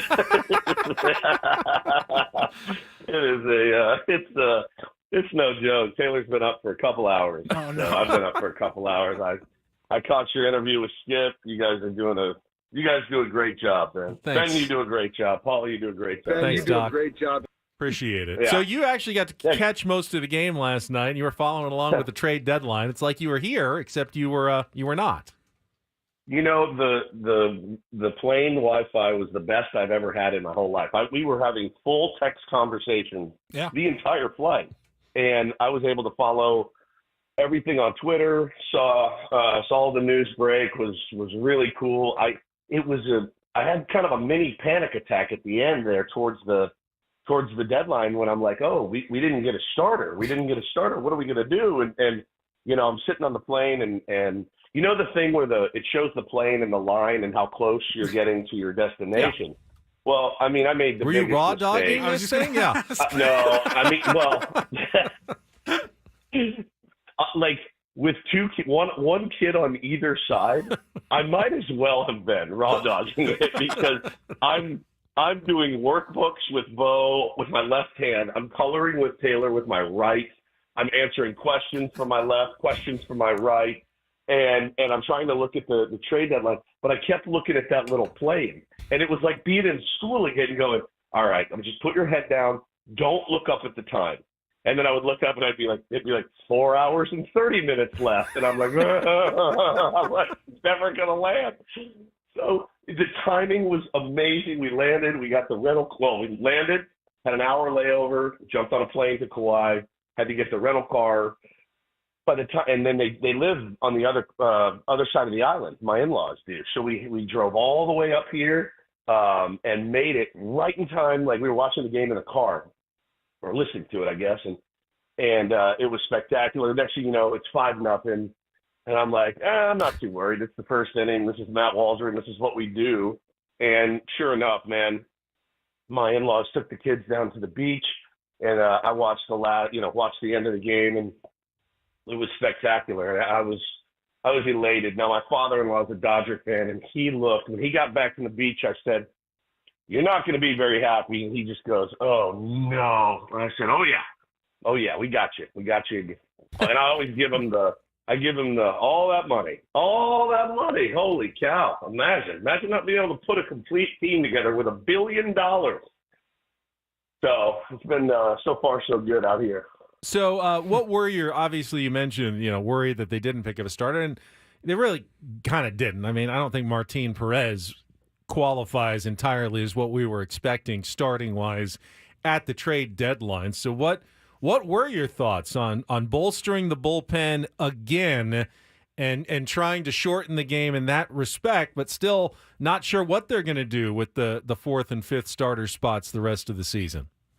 I think my thoughts were just like yours and just like AJ's in that, holy cow, when I saw some of the returns and what people were getting and what we gave up, just to get some bullpen help. I just thought, what an insane market. I know I love the guys that are here, every single one of them, and seemingly when we need somebody to step up, they do. And so certainly a team nobody wants to face in October, but it's a bit presumptuous to think that we'll be there. I certainly feel like we will be based on what this team does. But holy cow! I mean, if Martin Perez, if he can come in and just chew up some innings, and you have a softer part of the schedule coming up, which means nothing. It means nothing. You still got to win those games. Man, I'm pretty elated, and nobody's bullpen has the potential to be as electric as ours, I think. And I mean, we're right up there with the Phillies now. You know what I mean? Like it's no joke. It's maybe the best in baseball, certainly the best stuff plus that I saw in baseball right now. And so I'm pretty stoked about the move. I can't really cry about the moves we didn't make. But I also look around and all the guys that were rumored to be traded, nobody pulled the trigger on those guys. So I don't feel all that bad. I'm excited to see. I heard Skip's report on Tanner Scott, and I'm like, Tanner Scott. I'm like, oh my God, this guy sounds amazing. He's a dog. A dog. Yeah, 100%. And I love it. And they're going to try to piece the thing together, and I'm here for it. Well, I'm here in Hawaii for it while they try to piece it together. For the next week, yeah. You're there. For the next week, but mentally I'm with you guys. But you'll be back, right and now. then, there'll still be a lot of games left when you return. I think, you make the point, and even AJ made the point. We have built this team for playoff series, for days off, built in, for, aggressive bullpen usage. But they didn't really build it for the regular season getting into the playoffs. If they can, great. I tend to, feel though, what would you rather have? A team that if they get there has a shot, or a team that has a really good shot to get there, but once they're there, kind of like in 2000, you got no hope once you get there though. I mean, what's better? None. You've got to give yourself a shot if you're there, because the idea is winning the World Series, not sneaking into the playoffs and then losing in the wild card round. Yeah, no question. And you're going to see some of the other teams that are on the bubble. They may have the extra starting pitcher that we don't, and they may get in. But that starting pitcher is going to be working swingman duties or long man, or maybe even won't even get a start. Or like Jack Flaherty last year, wasn't even on the Orioles postseason roster. So, this team is built for October. We just got to get there, and certainly they've got the flair for the dramatic right now, which kind of leads you to believe, we get in these big games, and even if we're down, you're not out. I was so impressed with that win yesterday, and so glad Manny Machado is our third baseman. What a day for him, and Jackson Merrill was unbelievable, and Donovan Solano, just everybody, man, it was awesome. Oh, by the way, I loved it. Paulie and I had a discussion off the air before you go. The decision to sacrifice bunt with Luis Arraez in the 10th inning, yay or nay? I got a jam actually right now. I'm gonna go. No. Look, I mean, it worked out. So it worked out. I don't. Two-time batting champion, dropping down a sac bunt. But you know what? It's extra innings. That kind of anything goes. It worked. It worked. They got the job done. But everybody on the planet knew they were going to walk Profar. How about Dave Roberts' little meltdown last night? Yeah. Well, I don't want to be too mean. I'm on vacation. When a guy's been in he's a new manager. Let's give him a break on knowing the rules. He doesn't have that many games under his belt. So never played the game. No, never played the game. With that much inexperience, guys, I mean, I'm sure Dodger fans are fine and forgiving of, their manager having zero idea what a rule is in the most important part of the game. I think we should cut him a little slack. I think a couple 15 extra years on his contract would be great. I'm in for that. And let the chips fall where they may. How about that? Sleepy Joe Davis putting everybody to sleep. I was listening to some of these calls and puking all over the mic up there, and it really was a perfect day if you're a Padres. Perfect day. We're about to play some of those calls, starting with the Jackson Merrill home run. I'll let you go grab some Kona coffee, but get a nap or something to reset your body clock.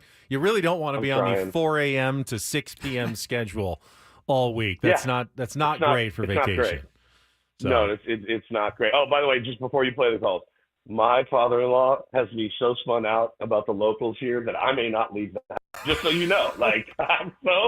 He's like, I'm telling you. Like, what do you mean? You don't. Dude, Paulie, he's like. Don't run a foul. He said, don't run a foul. He goes, the speed limit here is 35. They will let you know if you. I'm going 35. I'm going 35. What? When we went to get dinner last night, it was like ordering from the soup Nazi in Seinfeld. I was like, one mac salad, please. One barbecue plate, and I would slide Step to over. The left, yeah. And, yes, and then my tray came, and there was no mac salad. And I looked at the guy in the. Don't say anything. He goes, "Do you need something?" I was like, I had a mac salad too. He pulls up the computer. He looks at it. He's pissed. He goes, yeah, you did. And scoops it out and he goes, here. And I'm like, I'm not saying a word. I may not eat. I may be the only guy that goes to Hawaii and I'll lose 15 pounds because I'm afraid to order anything. He's got me so spun out about these guys. I'm like, I'm not leaving the house. So typical Woods vacation. You want bread?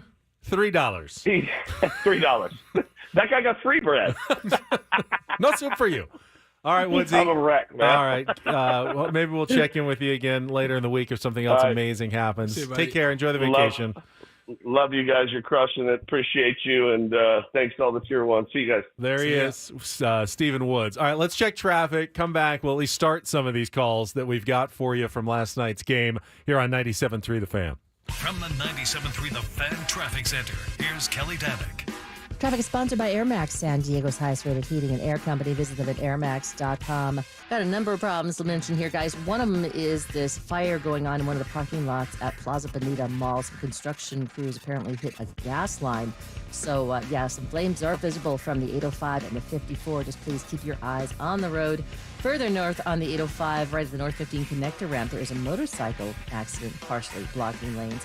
Also going to find westbound King Freeway before the 5. Collision involving a couple of cars there over the right shoulder. Cordell and Cordell traffic cam shows a collision in the North County. Southbound 15, Deer Springs Road. That's in the center divide. Looking for the best in HVAC? Choose Air Max, San Diego's highest-rated heating and air company with free diagnostics on all repairs and estimates. See why over 1,300 happy customers have given Air Max 5-star Yelp reviews. See Air Max today at airmax.com. I'm Kelly Danick with Ben & Woods, San Diego's #1 sports station, 97.3 The Fan. All right, let's get right to it. We got a bunch of calls of last night's win. Let's start with the Jackson Merrill. What a swing off Blake Trinan. I mean, that kid has no fear whatsoever. We heard Jesse's radio call. Here's how it sounded on Padres.tv with Don Orsillo and Mud Grant. High drive, deep right field. Pages back at the wall. Merrill madness. Jackson Merrill's tied the game with a home run. All tied at 5. All right, what's next, Paulie? Let's go, how about Joe Davis, Ooh, Dodgers TV? All right. Trying into Merrill with the 2-1. High drive right field. Back goes Pages. This game is tied. Tough to hear him. Yeah, the crowd is really drowns that microphone. Have a better mix on the Padres.tv audio than the Dodgers audio there. All right, do we have Dodgers radio as well? I do. Okay. A little bit better. And a 2-1 pitch from Trinan. Merrill swings, he hits a drive, and the game is tied. Oh, he hit it to right, well over the home run seats they've got out there, and Blake Trinan has allowed his second home run this inning, and the Padres have come all the way back to tie it. Well, with the game on the line, you're trying to avoid the big part of the plate if you're making pitches. This one was right down Broadway. It's like the 12th blown save just in like the last month or something for the Dodgers. Here's a crazy stat, Paulie, quickly. The Dodgers are 1-3 this month in games in which they lead by 5 runs. That's how shaky their bullpen has been in the month of July. All right, let's go to the foreign language versions. Let's hear Eduardo Ortega, Padres Spanish language broadcaster. They might need a new microphone in the booth after last night. 3-22. Lanzamiento, palo por la derecha, se puede empatar el juego, esa bola vuela, se va, sí, sí, sí, a la calle, Jackson en acción, Merrill, empata el juego en la 9ª entrada y los Padres vuelven, juego nuevo, empatados a 5, el novato, sensación, jonrón 13, la carrera producida 53. My Spanish is failing me. I did hear Jackson Acción. Jackson in action! Jackson in action? That is fantastic, Eddie. That's why he should be in the Hall of Fame. Merrill. And then, of course, our friends from Korea with the call of the Jackson Merrill tying home run in the 9th inning. 우리가 풀어주고 있습니다.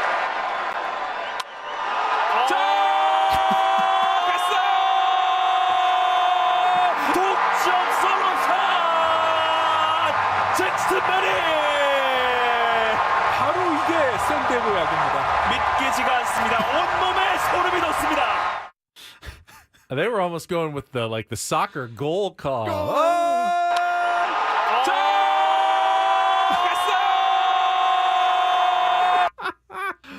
Oh, my goodness. I don't know. That was fantastic. Eddie might win the day. I think Eddie wins that. That was one of his best calls. Action Jackson. That was pretty incredible. They were all really good. Jackson in acción, Merrill. I didn't quite get. There was a lot of nines in there. I don't totally understand where he was going on some ninth inning maybe. Or I heard Revuelvo, which is I think tied in the ninth. Return like a comeback return tied in the ninth maybe. Whew, wow, what a finish! And of course, we also have the walk-off calls for Donovan Solano, which we will get to coming up a little bit later on the program, but not right now because coming up at the top of the hour in just 5 minutes, we're going to be joined by the president of baseball operations and general manager for the San Diego Padres. He was looking a little tired last night. They showed him up in the GM's box, and A.J. Preller starting to – I totally get it. I mean, I'm going to ask him, like, how much sleep did you get the night before last night? And then could you go to sleep last night after the way that game played out? A.J. Preller on the trade deadline coming up next with Ben Woods on San Diego's #1 sports station, 97.3 The Fan.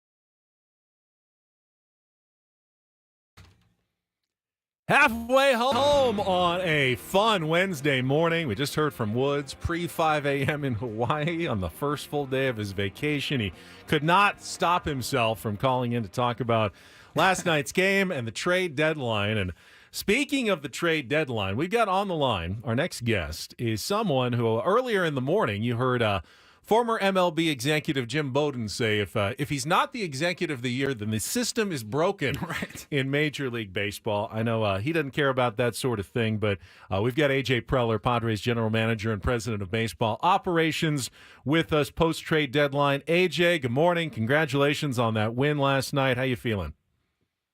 Good. Good morning, guys. Thanks for having me. Did you get any sleep? Now, I don't know if you saw, but the cameras caught you last night in your box. Big yawn. Which I can't, I mean, how much sleep do you get like on the night before the trade deadline when you got GMs on the East Coast and the West Coast and, you know, they may be calling? What is that night like for you? You know, obviously, it's really like it's a few weeks now, you know, because you have the draft. So which is, you know, like the draft right next up to the trade deadline. So the last, you know, really month almost. It's a ton of fun, and it's baseball. You're just talking about baseball all day long, every day, and you know, but the last week obviously it intensifies, and we took our baseball ops staff. They went on the road, so we were there in DC and Baltimore, and then came back home, and then obviously, you know, the last 48 hours, there's, especially this year, every deadline's a little bit different in terms of the information back and forth, but there were a ton of calls back and forth, and you know, a lot of things flying, but it was a lot of fun, honestly, the last couple of weeks. So, like, how did the trade with the Marlins? You know, Peter Bendix. How does that work? Like, how long were you talking about that? How quickly did it come together? Because you've got obviously a deadline. You know, at 3:00 yesterday, you got to get it all submitted to Major League Baseball and finalized. So, tell me a little just about how that process works. Yeah, I mean, I think specifically the Tanner Scott deal, you know, obviously you've got, you know, we're canvassing, kind of getting a good sense of what's out there and you know, different possibilities. And, you know, each day you get a little bit more information. Some teams play it pretty close to the vest. Some teams are pretty open, you know, in terms of what they may be willing to give up or what they're looking to do.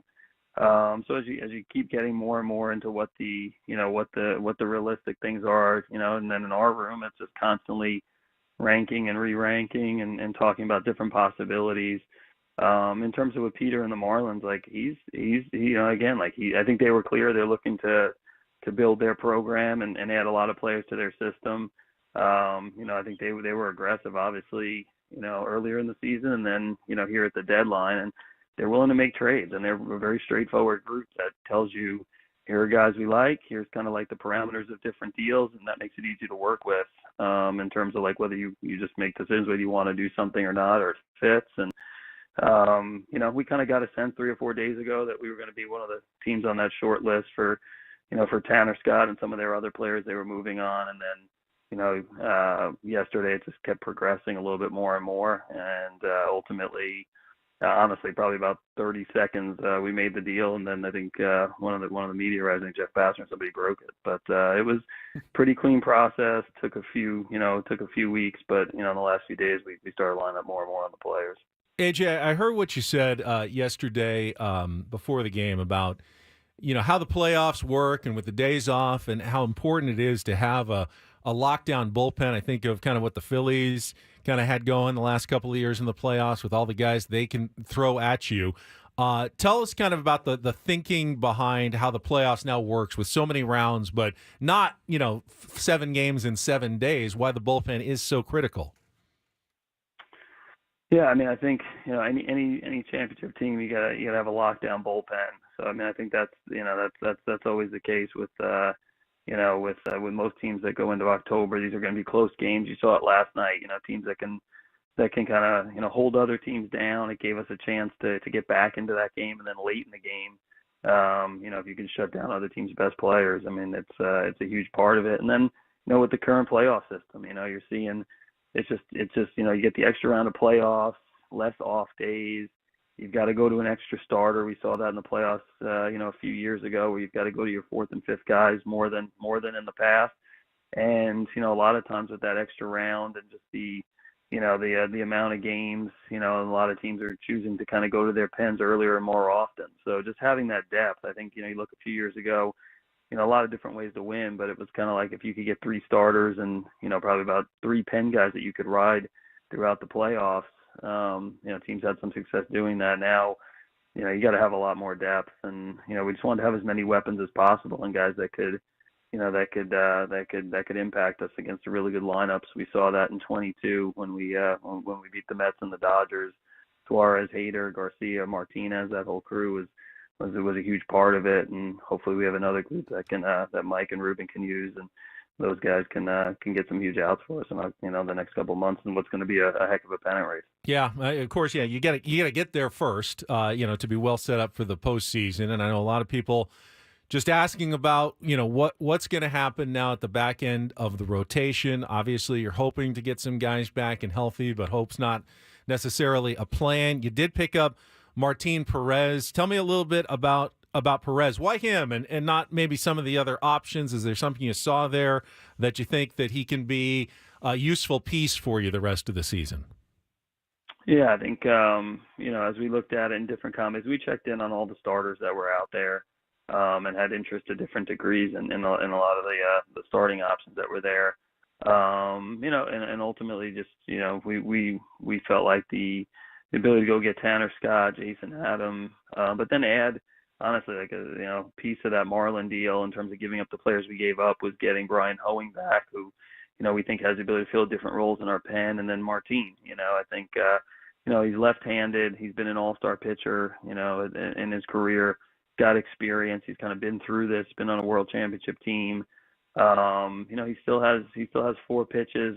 And we feel like he's a guy that Ruben and the pitching group can help out with some different things that we're gonna talk to him as well about. But he's kind of been through it before, and he's got real stuff. And again, I think for us, as we looked at it, with a deep pen, starters that have some experience, some moxie, left-handed, which is a nice compliment to our right-handed group, and can give us some innings. And then we know that, whether it's a Joe Musgrove or, looking at guys in AAA, Johnny Brito, Randy Vasquez's development, we've got some depth there in that area, and we're gonna obviously need it here in the next couple of months.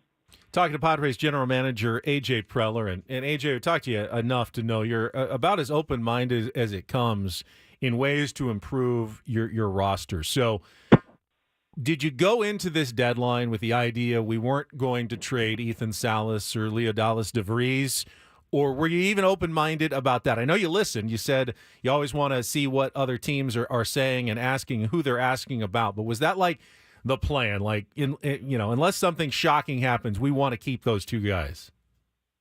Yeah, I mean they're 2 super exciting, young players. So it's you've got you've got a 2 premium positions, catcher and shortstop, left-handed bat and a switch hit bat.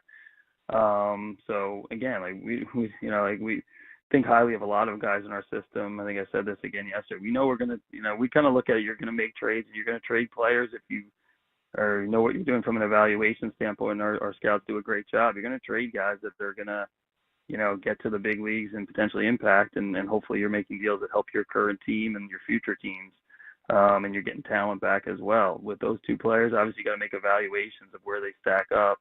We'll listen on anybody. I think you owe it to the team, the organization, just to listen. But we think as highly of Leo and Ethan as any guys we've had in the system here. We've had some great ones in the last 10 years. And it's cool too. You get into the process, and internally you have your own, opinions of those players. But when you kind of get into the trade deadline, you get a sense of what the industry thinks, and I think they kind of share that opinion. So for us, we think they're huge parts of our future, and obviously really happy to see what their development's going to look like here in the next few years, and coming up to Petco and being part of our core. AJ, we were talking earlier about your ability to restock the farm system seemingly year after year, especially when you have big trades like you had in 22 and trades like you had this trade deadline. There's a portion of the fan base, though, that looks at those trades yesterday and they go, AJ sold the farm. He sold the farm for some bullpen pieces. I was just curious, how do you respond to that, the idea of, quote unquote, selling the farm? Because you've got that ability of restocking the farm every year. Is that just a total confidence in yourself? No, I mean, I think the depth of the system at least gives us options. There's been years where we've made trades. There's been times where we haven't made deals at the deadline. So I think we have a great scouting group. Chris Kemp on the amateur side, Pete DeYoung on the pro side. And on the international side, our group does a great job. So that gives us the ability to at least have these conversations. It's not, we definitely aren't flippant. Like, we understand, like, it's really hard to get really good young players. And you can't just flip, snap your fingers and go get 2 or 3 more. There's a huge process. It takes a lot of time. But we've got a group that's, they work really hard and they're good at it. So that at least enables us to have these conversations. We've kind of been through this the last few years where I think after some of the moves in 20 or 22, it was kind of like, all right, well, now they've sold the farm, quote unquote. And then a few months later, there are some other guys. And I think this year, the same thing. We felt like internally we have a lot of pitching depth, and some of which has been identified by the industry, some of which internal.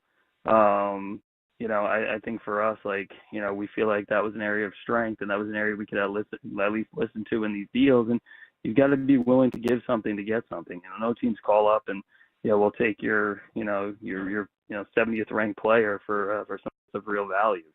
So I think our scouts do a great job. Our development staff does a good job, and that gives us those options to make some decisions. And I think this year with the deadline, we felt like we traded some really good, especially the pitching prospects that you mentioned. But we've got some guys that we feel like internally in the system that we've identified that we think are going to be really good for us as well. I heard you say that yesterday, and I know you don't ever want to tip your hand or play favorites, but I'm curious about a couple of those guys who may not have hit the rankings yet or having good seasons that you've got your eye on. Can you share anything about some of the guys that you're excited about with the arms in your system? Yeah, I mean, it was that we had so many calls from other teams as well about guys like Francis Pena, Henry Baez, and Isaiah Lowe. I think if you go on Giannis on Twitter, he identifies them every night. I feel like, we feel like we got guys that that internally we feel really good about, and that's just a few. That's just to name a few. I think from our standpoint, again, it's fun to watch the development of a lot of these guys, in our system. And ultimately when we sat there and talked, it wasn't like we were looking at this deadline, hey, we only have these 2 prospects to deal from, or, and the other teams have to like your players. And I think for us, again, that was a huge part of our calculation internally was, having those conversations, talking about, hey, if we move so-and-so, how do we rank or evaluate, this player versus that player, knowing that the next, you always need to add to your current group and your current team with guys coming up from the system. We've had some guys come up this year and make real contribution. And, I feel really confident about what we have in the system right now, that we're going to have some guys show up here, maybe in the next few months, but definitely into the next few years that are going to really contribute from the pitching side especially. Well, AJ, I really appreciate it. Hope you got some rest last night, and good luck to the team. Great way to start post All-Star break with last night's win. That was a heck of a lot of fun, and it's good to talk to you again this morning.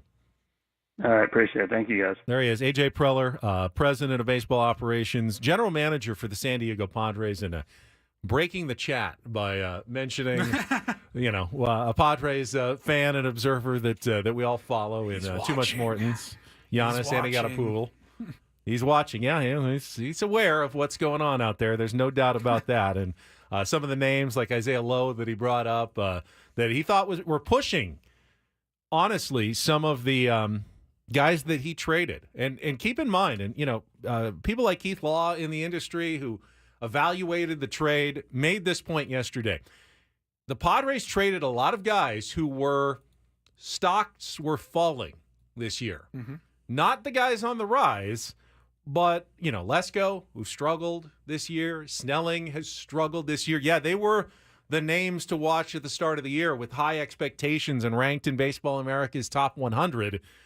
They weren't having good seasons, though, and maybe the new organizations fixed them. Maybe it was temporary and they got a good deal here, or maybe they weren't going to work out. And they've got other guys that they feel better about because the trajectory is a positive one as opposed to a negative one right now with some of the guys that they did trade yesterday. Yeah, you think of those teams that were sellers and They're not going anywhere this year. They may not even be going anywhere next year. Those are the teams that are like, yeah, I see something there. Like, we might be able to break through with this pitcher or this player or whatever and maybe get something out of them. But the Padres, while you're always building the future, we are in so much more of a win now mode that you have to make those moves. If you want to comment on anything you heard AJ say, we can open the phone lines back up, 833-288-0973. However, at the bottom of the hour, I know people are asking, where's AJ on a Big League Wednesday? It's Adam Jones' birthday, so we're giving him the day off. He's going to join us tomorrow. Yes. But we do have Bret Boone coming up at the bottom of the hour, so it's still a partially Big League Wednesday. I mean, Skip Schumaker, AJ Preller, and Bret Boone is a pretty big Big League Wednesday lineup. So more calls, more talk about last night's game, and Booney at the bottom of the hour, still ahead after a check of traffic here on 97.3 The Fan.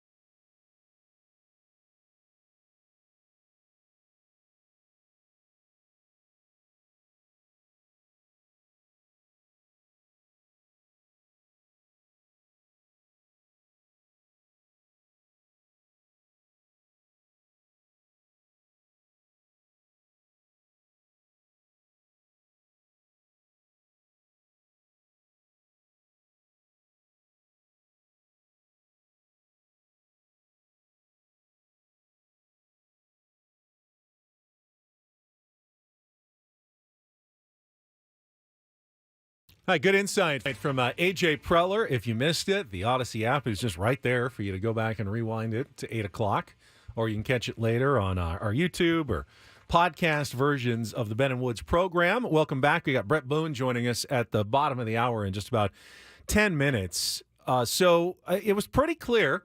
Obviously, AJ Preller is gambling a little bit with the starting rotation. And we're going to see some combination of, in the 4th and 5th starters the rest of the year. Randy Vasquez, obviously.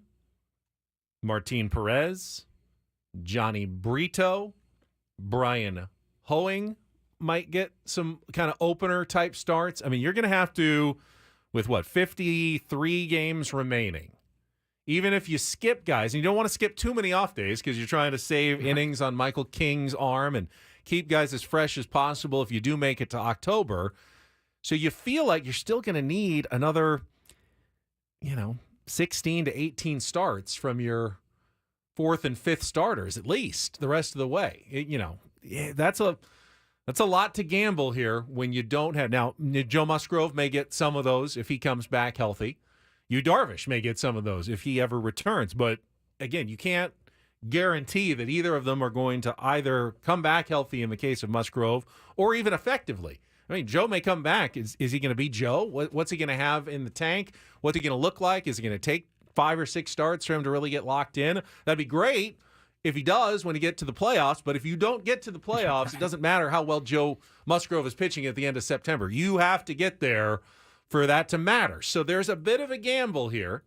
And I understand, they went down a couple of tracks. There's only limited things you can do with, especially it sounded like he did not want to trade Ethan Salas and Leodalis DeVries, because you could have had Crochet. You could have had Flaherty for sure. If you had dangled either of those guys based on what, we've heard, you could have had either of them, but you would have needed to dangle at least one of those two guys. And they did not want to do that. So bit of a gamble here going forward in the starting rotation. Yeah, I mean, again, I liked the moves that were made yesterday. I think the Padres are better yesterday than they were before the trades. But there was that concern about the rotation, and that definitely is still there with me. Like, that didn't go away just because they got, Martin Perez. Like, I'm still nervous, but I wonder if that just shows you that AJ is more confident than maybe we think about somebody like Joe Musgrove returning. Yeah, to me, it's quintessential AJ, though. You look at what does he do in the draft? He tries to identify the most talented player possible. And what he saw at this trade deadline was the bullpen arms that he could get were just better.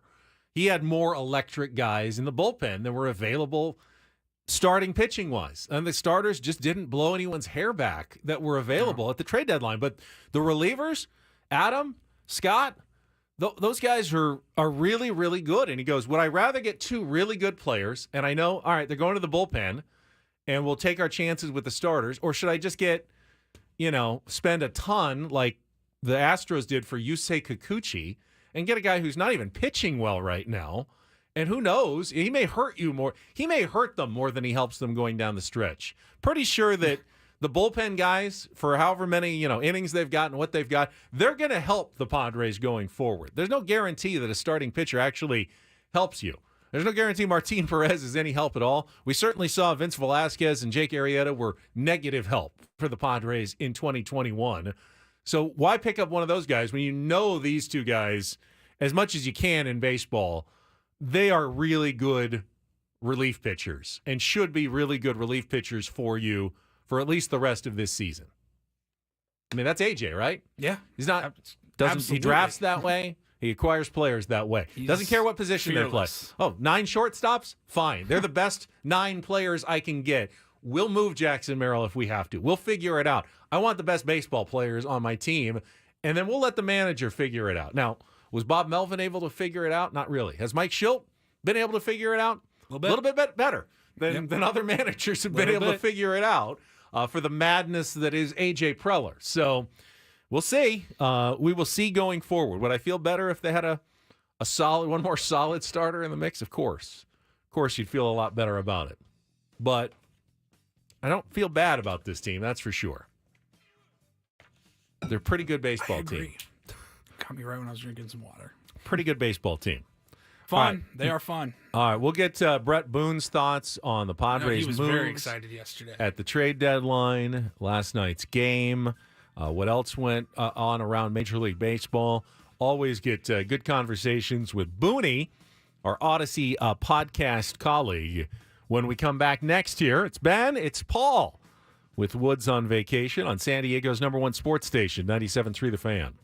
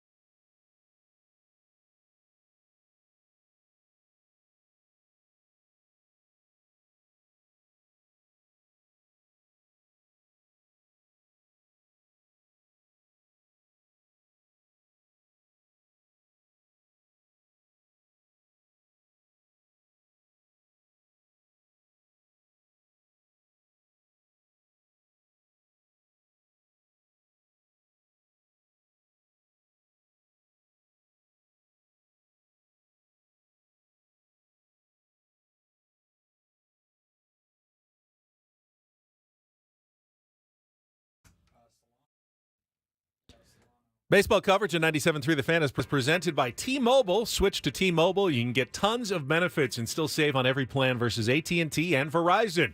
Use their savings calculator to find out how at T-Mobile.com/switch.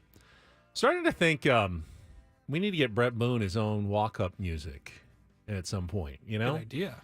So we'll ask him about that. What his walk-up song was. He's standing by. I don't remember. I mean, obviously I was there when he was at the Q and playing for the Padres. I could not tell you what his walk-up song was. I'm getting a little PTSD here. When he was on the 2001 Mariners, that team that just dominated, their theme song for the year that year, Booney remembers this, it was Who Let the Dogs Out. Oh, God. They played really? it like 10 the times Baja a game, Man. every game. Remember Wow. that, Booney? I do. Go ahead and That check was your traffic, walk-up or do song, you though. want? We'll wait for traffic. All right. What was your walk-up song then? Actually, rest in peace. The lead singer of Crazy Town passed away recently, I heard.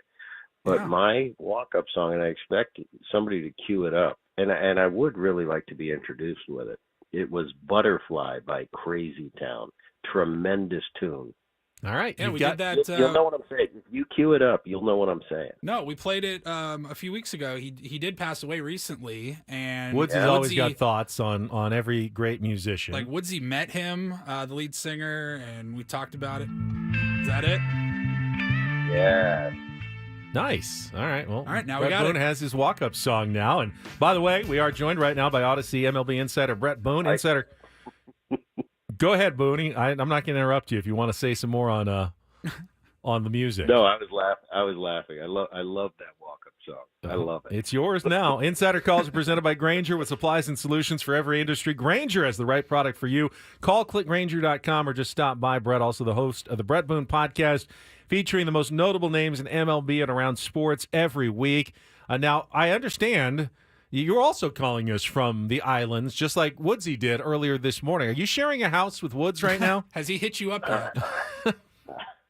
I am not. I've been out on my porch here for about 2 hours. That's early. That's The very. wife is sleeping. The wife is sleeping inside. I don't think I've woken up any of the neighbors, but no, just a little R&R. Nice. 4 or 5. I'll be honest with you. I'm not a vacation guy. You know, I'm a golf vacation guy. Me too. But I'm not a vacation guy. There's only so many hours I can log on the beach and at the pool and drinking my virgin pina coladas. There's just only so much I can do it. So without telling anybody, I'm kind of excited. I'm coming home in a couple days. Well, you'll have plenty to I feel talk. like I'm a little spoiled. Plenty to talk about, and you still did the Boone podcast. You had Jim Bowden, the GM, on to break down everything that went on at the trade deadline. I know you talked about the Padres' moves, adding more bullpen pieces, including Tanner Scott yesterday. Your thoughts? We just talked to A.J. Preller as well on what he did at the deadline, Booney. You know, I didn't know what to expect just because I don't think from a team standpoint, I don't think the inventory is quite there. You know, the big name, you were thinking of a Scooble and a Crochet. Are they going to move? And when you look at the Padres with Musgrove and Darvish being out, you know, that's a clear thing is, they need a starting pitcher to kind of bolster that rotation. But I think Preller went the other way. He went out and got the best bullpen arms available. We got a Jason Adam and a Tanner Scott, who's got a 1-1 down there in Miami, to add to a Suarez. You know, that they moved De Los Santos and they brought in these two power arms. And I think, the more you look at it, with the Padres offense kind of coming alive, these teams are playing really good. 8 out of their last 10. Bogarts is back. You're just crossing your fingers that Tatis comes back and is healthy and can help up. Machado hitting 2 home runs last night. What a game last night. Merrill, Machado and Merrill hitting the 2 home runs in the 9th, and then Solano finishing it off. This team is vibing right now. They're playing well. They're in a wild card spot as we speak, chasing the Dodgers down. But I really like these additions. I think never more so than in current times, 2024, is a power bullpen been kind of the way people build their teams and seems to be like a real good formula going into the postseason. So instead of addressing that starting pitcher, and obviously the Scoobles and the Crochets were not going to be available. Nobody ended up landing them. They went the other route and just bolstered that bullpen, and I think they did really good for themselves. I think they were one of the winners in this at this trade deadline. Padres are definitely in my top 4 of the winners at making their team better. Yeah, it was an interesting deadline because it was busy. There were a lot of trades by volume, but I saw there was no, Juan Soto traded. There's no future Hall of Famers, and there were no even top 100 prospects traded, at least according to current rankings from most, farm system rankings outlets. So it was more on the volume side of it. What were some of the notables? The price tag for Yusei Kikuchi seemed high. The one for Jack Flaherty seemed a little low, surprisingly, but then we find out later that maybe he had some medical concerns that torpedoed a deal with the Yankees. What were some of your other takeaways from yesterday, Brett? Well, I was really kind of surprised that the Rays, although at this stage of the game, I don't question the Tampa Bay Rays. They've had so much success with overturning a roster, it seems like, on a yearly basis. You don't even know who's playing on their team year to year, and consistently they find their way into the postseason. I was a little surprised they dealt away so many guys, only being 3.5 out of the wild card. That was a little bit of surprise to me. The others weren't. Chicago getting rid of everybody they could. The Miami Marlins moving as much inventory as they can. Dodgers came in late with a Flaherty. And we're going to see how big of a move that was. Flaherty a year ago getting moved at the deadline ended up being a bust.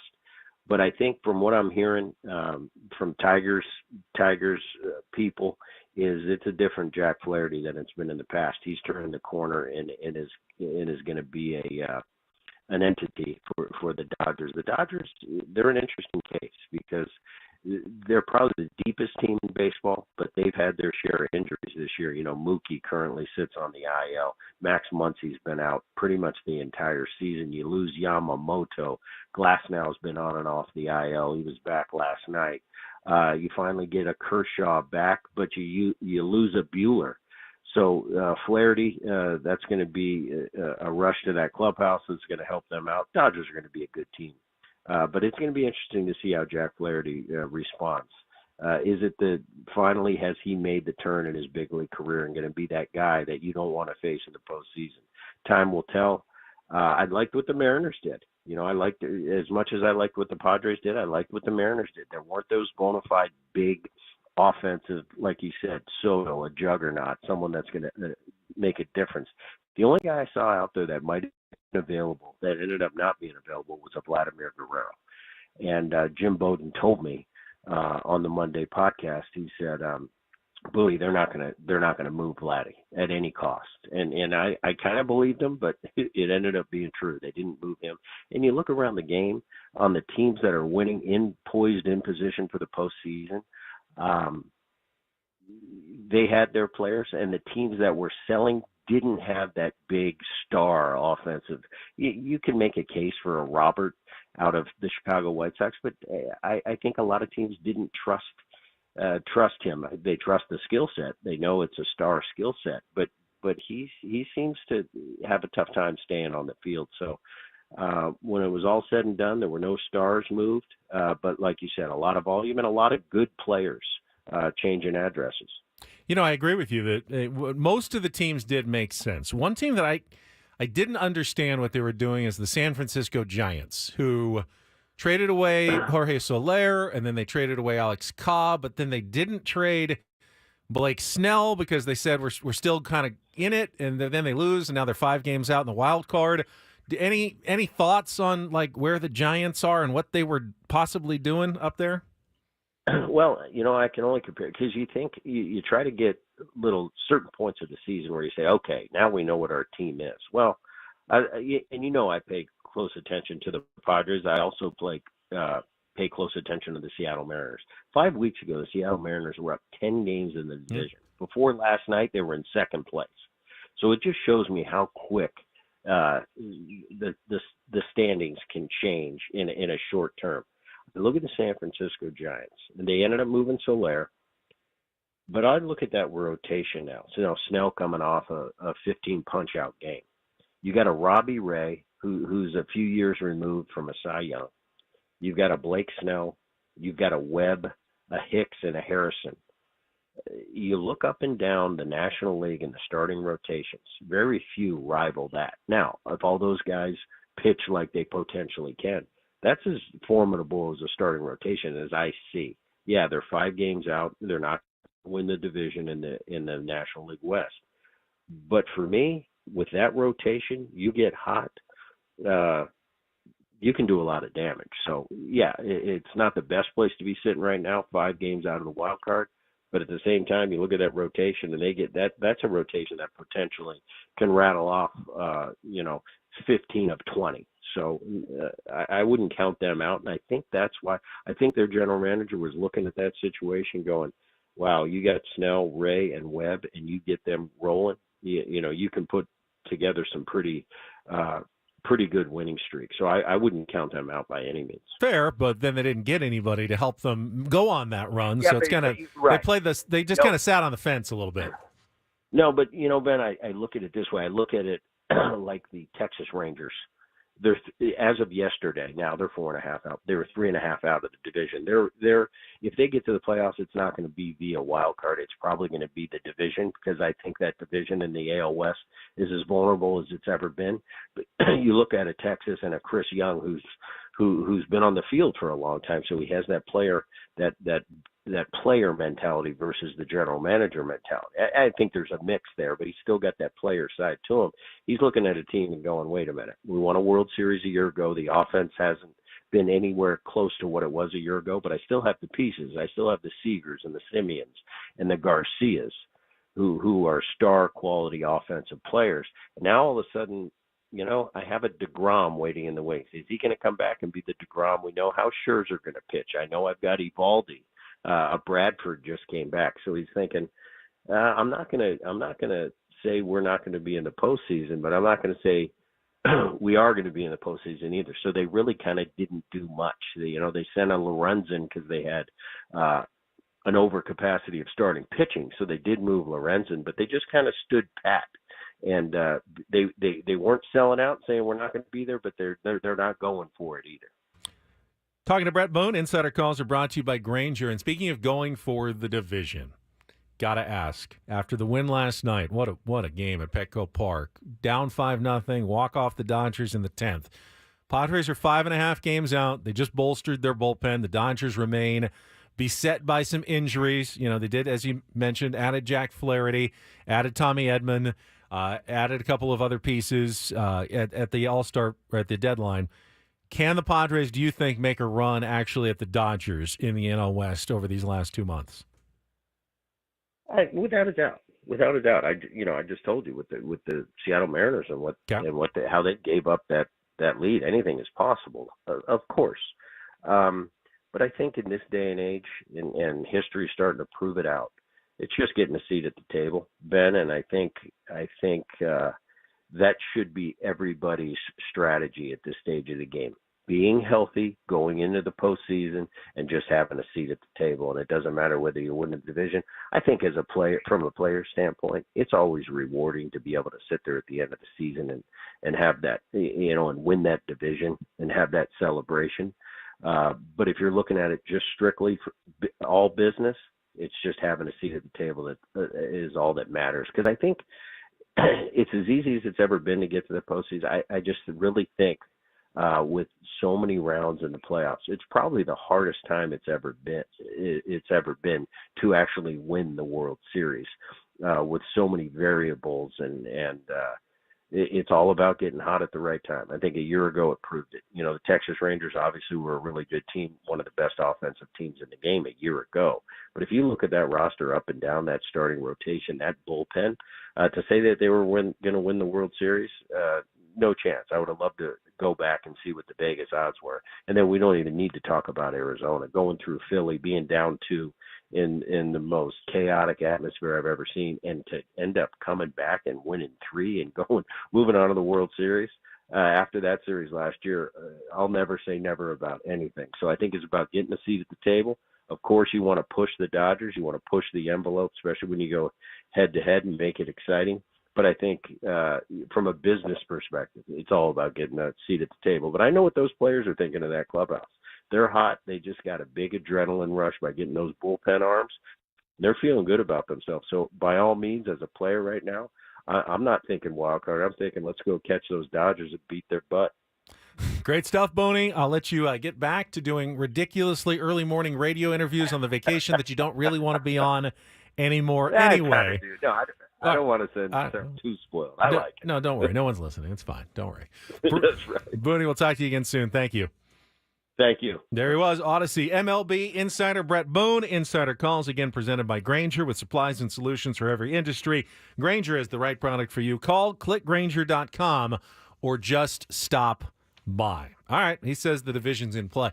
It's a little different, like the Astros chasing down the Mariners versus the Padres trying to chase down the Dodgers in terms of, like payroll and resources. Dodgers have more than the Mariners do. You kind of expect the Mariners to collapse against the Astros charge. It'd be the Mariners chasing the Astros. Yeah, it's a little different story, but he's got confidence that the Padres have a shot at it. We'll talk a little bit more about that right after a check of traffic here on 97.3 The Fan.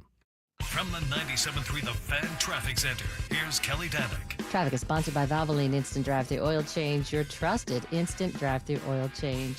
Got an accident clearing stage on eastbound 905 right at the North 805 connector. Two separate crashes, one involving a motorcycle, northbound 805 right at the northbound 15 connector. Seeing a lot of residual there. Now northbound 5's jumping into the act right before Gilman. There is a collision blocking the fast lane. Cordell and Cordell traffic cam shows collision on southbound 125 near the King Freeway. Couple cars involved in this one. They're over the right shoulder. Stop by any of the 30 San Diego Valvoline Instant Oil Change Centers. You don't have to get out of your car, and it usually only takes 15 minutes or less. Plus, get a free courtesy check of your tires and battery. Visit SoCalOilChange.com for directions and discounts. SoCalOilChange.com. I'm Kelly Danick with Ben and Woods, San Diego's #1 sports station, 97.3 The Fan. All right, well, let's just look at it from a clinical standpoint here. Padres, after the win last night, Paulie, are 5.5 games behind the Dodgers. Okay, 5.5. If they win even one of their remaining 4 games against the Dodgers, they take the season series and would have the tiebreaker. Obviously, if you want to catch them, you got to probably win 3 of those 4. That would get you 2 games closer. And then you've got the rest of the games that you're playing the rest of the season. Another 48 to 50 games for both teams that you'd have to outplay the Dodgers by a couple of games, like 2.5 games the rest of the way. Is that possible? Well, looking at the remaining schedules, I can tell you the Dodgers have a tougher schedule than the Padres. Dodgers still have to play 3 against the Phillies, 4 at the Brewers. They've got 3 against the Orioles. They've got 3 against the Guardians. Padres did well against those 2 teams. Can the Dodgers match? They got 4 at the Atlanta Braves. They do have some easier series. They got the Rockies. They got the Marlins, and they got the A's still to come. But for the most part, their schedule is a little bit tougher. The Padres have still their games against the White Sox, still have 3 more against the Marlins, who are absolutely decimated. They have to take care of business against the Rockies in the remaining 2 series, the way they didn't do. All of this, of course, is predicated on the Padres doing what they couldn't do in the first half, taking care of business against teams like the Angels and the Rockies. Beating the teams you are absolutely You're not going to catch the Dodgers by going 500 against the White Sox and the Marlins. Right. You need to win maybe all of those or 5 out of 6 of those to have a chance. But honestly, the math is there that the Padres could do this. And by the way, they've won 11 of their last 12 against teams with losing records. 4-game series against the Mets is going to be huge later Sure, in that's August. for the wild card. That's huge. The games against the Pirates, huge for the wild card. But to catch the division, you got to beat up on those bad teams when you've got the opportunity, because the Dodgers do have a tough schedule. We'll come back. We got all the calls of the walk-off by Donovan Solano and the Incorporator still to come here on The Fan.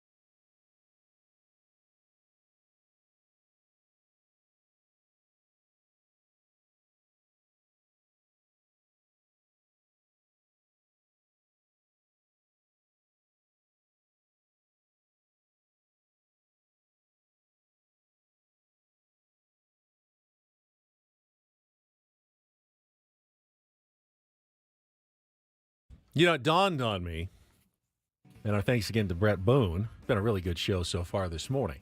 Dawned on me that when Woodsy is not here, that the entire show is essentially a Reindl report. Yeah, a little bit. Because you got to step up your game even more and fill some of Woodsy's shoes while he's gone with the content and the commentary throughout. So we don't really need to do necessarily a Reindl report per se, because you're already chiming in with I would have different just wanted to play all the calls scoops and stories. Anyways. I mean, if you're dying to tell me about, you know, the contract extension for DJ Moore and the Bears, we could get into that at some point. Not sure that would have even made the Ryan report. Might have talked a little about the Olympics. Yeah, you know what? There was some excitement yesterday. I watched Simone Biles and Team USA Gymnastics when I got home yesterday with my wife. She cried watching Simone Biles and the team win the gold, and then I started kind of getting a little teary because when your wife cries, it sort of makes you emotional as well. I get it. I mean, after what happened in Tokyo 3 years ago, and, you know, when she had the mental health crisis and she had to walk away, to come back is courageous and She's to perform and do what she does. But watching the floor exercise, and I watched a couple of the other women go, and they're amazing. You know, they jump in the air and do these flips and land it, and you go, that's incredible. Then Simone Biles goes, and she is like jumping twice as high as everybody else. It's freakish. It's amazing. I mean, what she can do on that mat is unbelievable. I mean, I don't know how tall. I mean, all those gymnasts are tiny, like what, 5'2" tops. Yeah, I feel like Simone she Biles is 4'8". 4'8". I feel like she could dunk a basketball. I mean, 4'8", but she gets up so high. And I know there's a little bit of a spring on that floor mat, but not like it's not a trampoline. Right. It's not a vault. It's still just a mat with just kind of a springing underneath. She gets up there like it's ridiculous. So I watched that. I watched the end of the rugby match. That was amazing. So those women are they train in Chula Vista, and there's two San Diegans on the team. And if it, like in football terms, they were down a touchdown or like down 5 points, so down a touchdown with like the final play of the game. And they have the ball essentially like on their own 5-yard line, and they have to go the distance, and otherwise the game's over and they lose.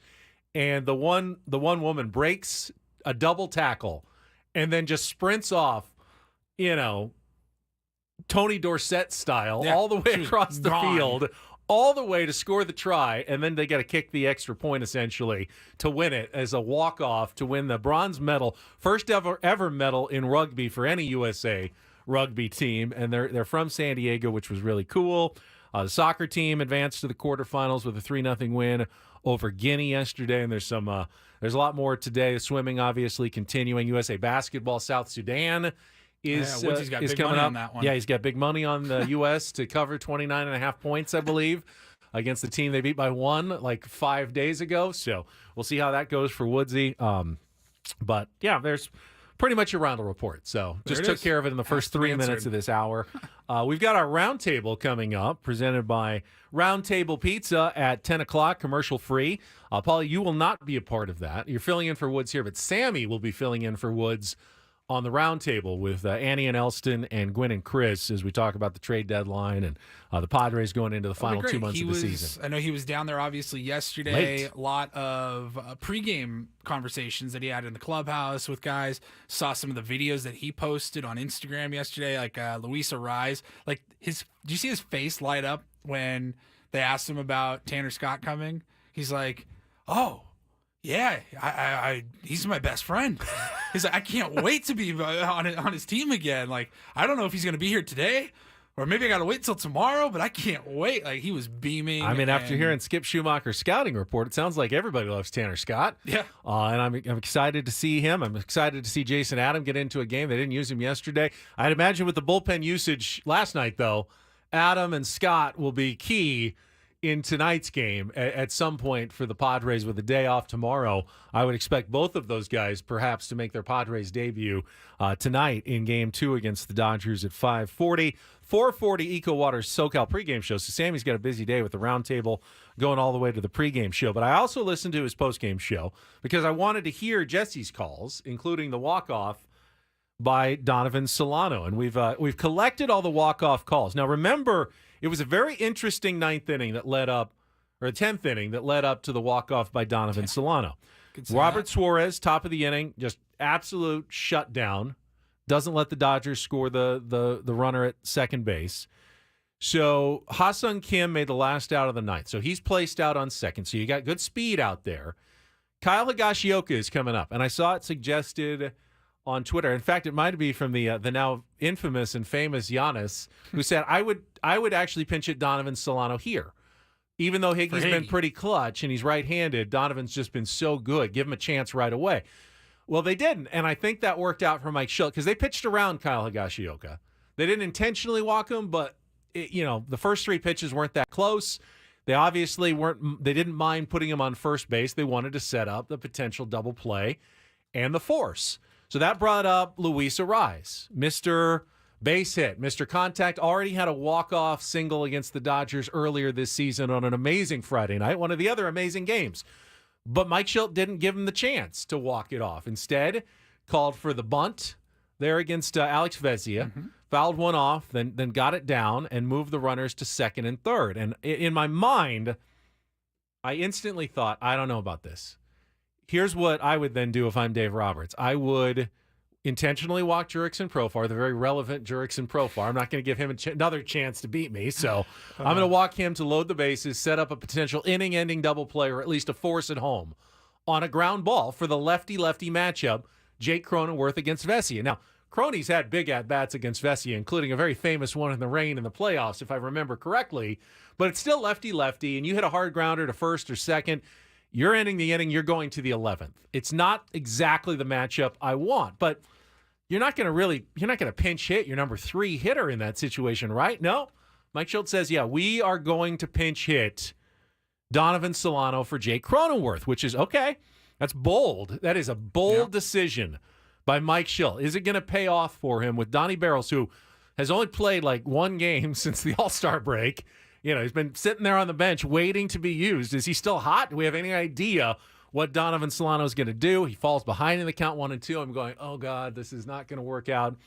And then, of course, he walks it off. Now, before that, as he's coming to the plate, Dave Roberts sends out his pitching coach like, oh, we need to give you the scouting report on Donovan Solano. We weren't necessarily expecting. Yeah, Mark Pryor goes out. We need to give Vesia the scouting report here. And then it seemed like Dave thought, well, maybe I need to make a pitching change. Now, I didn't think about that. So he tries to then, after Mark Pryor goes out, to go out and make a pitching change. But you can't do that. You have to either make the change or let the batter face the pitcher there. Let the hit pitcher face the batter. And Dave Roberts actually talked about it after the game on Spectrum Sportsnet. Can you explain just, you had a lot of questions about what happened with the umpires and then calling the ball there. Just, I guess, what did they explain to you, I guess? Well, the one I went out there is I just wanted to clarify that Mark went out there to talk to Alex after they pinch hit Solano, and I was asking if I could bring in Evan at that moment, and then once he already visited, then he's got to face a hitter. So, yeah. Intentional walk counts as facing the hitter. Correct. So you're saying you didn't know the rule, or you did, but He's you were explaining hoping that maybe they would just let you have a freebie or something there? He kind of explained to us the rule as if that wasn't super common knowledge. I don't know. I mean, maybe it is, maybe it isn't, but you weren't clarifying that Mark Pryor went out. Mark Pryor definitely went out and talked to Vesia. You didn't go out there to ask the manager, hey, I wasn't looking. Did my pitching coach actually just go out there? You were not clarifying. You sent him out there. He definitely was standing out there for You were going out to make a 30 move, and seconds the or umpires so stopped you. talking. Now, maybe you weren't ready to bring in Phillips, and you were trying to stall, and you went with, hey, Mark Pryor, go out and stall, and then when he went out there, you realized, well, now I can't bring him in. He's got to face Solano. The bases are loaded. I got nowhere to put him. What am I going to do? Well, maybe I'll just go out and ask the umpire anyway. What's the worst thing that can happen? Well, he did get charged with a pitch clock violation for just stalling the game for no reason. They say, you can't change your pitcher, and we got to at least ding you for something. So you've taken too long. It's now 1-0, the count on at least Donovan Solano. I don't know if that changed the at-bat or not, but I'm sure Vesia wasn't all that happy. So, okay, I got to face this guy, and now I'm behind the count 1-0. Thanks a lot. Cool. Thanks a lot Doc. to my manager for doing that and putting me in the hole. He did battle back. As I said, he was ahead But then we know what happened, and we've got all the calls here for you. Where do we want to start? Let's get to them. It's been a while since. Yeah, let's start with Jesse. Padres wrap-up. We'll start with the great Jesse Agler. Ball and 2 strikes. Here's the pitch on the way. Solano swings, hits a ground ball past the dive of Hernandez down the left field line to win it. Kim scores. Solano walks it off, and the Padres come back from a 5-0 deficit to beat the Dodgers in 10. This team has no quit in them at all. Down 5-0 in the first. Chip away, tie it in the 9th, win it in the 10th. Excellent. Excellent call, both Tony Gwynn Jr. and Jesse Agler. Then, of course, there was the TV call, maybe one of Don's best. I'd put it on the Mount Rushmore of Don Orsillo calls. It's possible. We get like 1, maybe 2 a year, it feels like. Into a sea of San Diegans. You know sometimes when it's a home run, it's a sea of San Diegans, and you play the hits, but this was different. This was a grounder down the line. This was great. So fired up. Solano on the ground to left! Kim's coming from third! The Dodgers had a 5-0 lead! Not anymore! Padres walk it up! Unbelievable. Oh, short, that man sweet, can and get to the excited. point, but my God, did he hammer it That home. man can muster excitement like really no one else. It's absolutely fantastic. All right, let's go the other side of the coin. All right. Got the sad calls or call. Joe Davis, man of few words. Also, again, kind of tough to hear him with the roar of the crowd. We established earlier their TV audio mix much worse than the Padres audio mix. Vessia's 1-2 pitch. Padres win. Donovan Solano with a pinch hit base hit down the left field line. And after they led 5-0, they lose 6-5. All true. Yeah.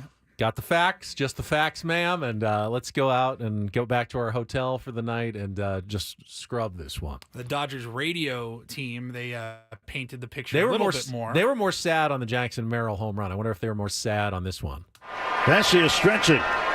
Left-hander ready to fire. Here comes the 1-2. Swung on ground ball. Ball game's over. Third base side. Past Kike Hernandez. And the Padres come all the way back. It's a pinch hit, walk-off hit for Donovan Solano. Padres win it 6-5. The Dodgers had a 5-0 lead and let it slip away. 2 home runs in the bottom of the 9th. One by Machado, another by Merrill. And Solano off the bench after watching all night. Gets a base hit down the third base line and wins the game for San Diego. You couldn't even get Donovan Solano out after he's just been sitting there all night. Come on, what are you guys Not doing? even paying attention. All right, time for the foreign calls. We've got just the Spanish call. I could not find. Oh, we had such a great Merrill call of the Korean call. I know we're kind of at the mercy of what gets posted out there. I've been asked a few times, like, Paulie, where do you find these Korean calls? Like, I want to watch a whole game that way. I don't. You just hope someone posted on Twitter somewhere. Usually sends me. There's like one guy, Joseph on Twitter, that posts all these Korean highlights, but he's been kind of quiet lately. He did post the Merrill one. That's how we were able to find that one. And then he went to sleep. Apparently, apparently he missed the more exciting one. But we got Eddie though. I've been looking to try to find like the Korean feeds, and it's very difficult. You have to be like in Korea on an Android phone. It's an Android app. Eduardo, we thought, had the best call of Here's the Merrill. Eduardo's Merrill tying home run again. Here's 3-22. Lanzamiento, palo por la derecha, se puede empatar el juego, esa bola vuela, se va, sí, sí, sí, a la calle, Jackson en acción, Merrill, empata el juego en la 9ª entrada y los Padres vuelven. So good. He was starting to like test the limits of the microphone there on the headset. So that was in the bottom of the 9th. What did it sound like in the bottom of the 10th? Eduardo Ortega on the call. Enjoy. Es un momento importantísimo para el juego. Se prepara el zurdo, Vesia para la goma, rola en la línea, se acabó el juego. ¡Ganaron los Padres! Solano, ¡viva Colombia! El barranquillero deja en el terreno los Valles con una rola entre el guante de Kike Hernández y la almohadilla en la esquina caliente.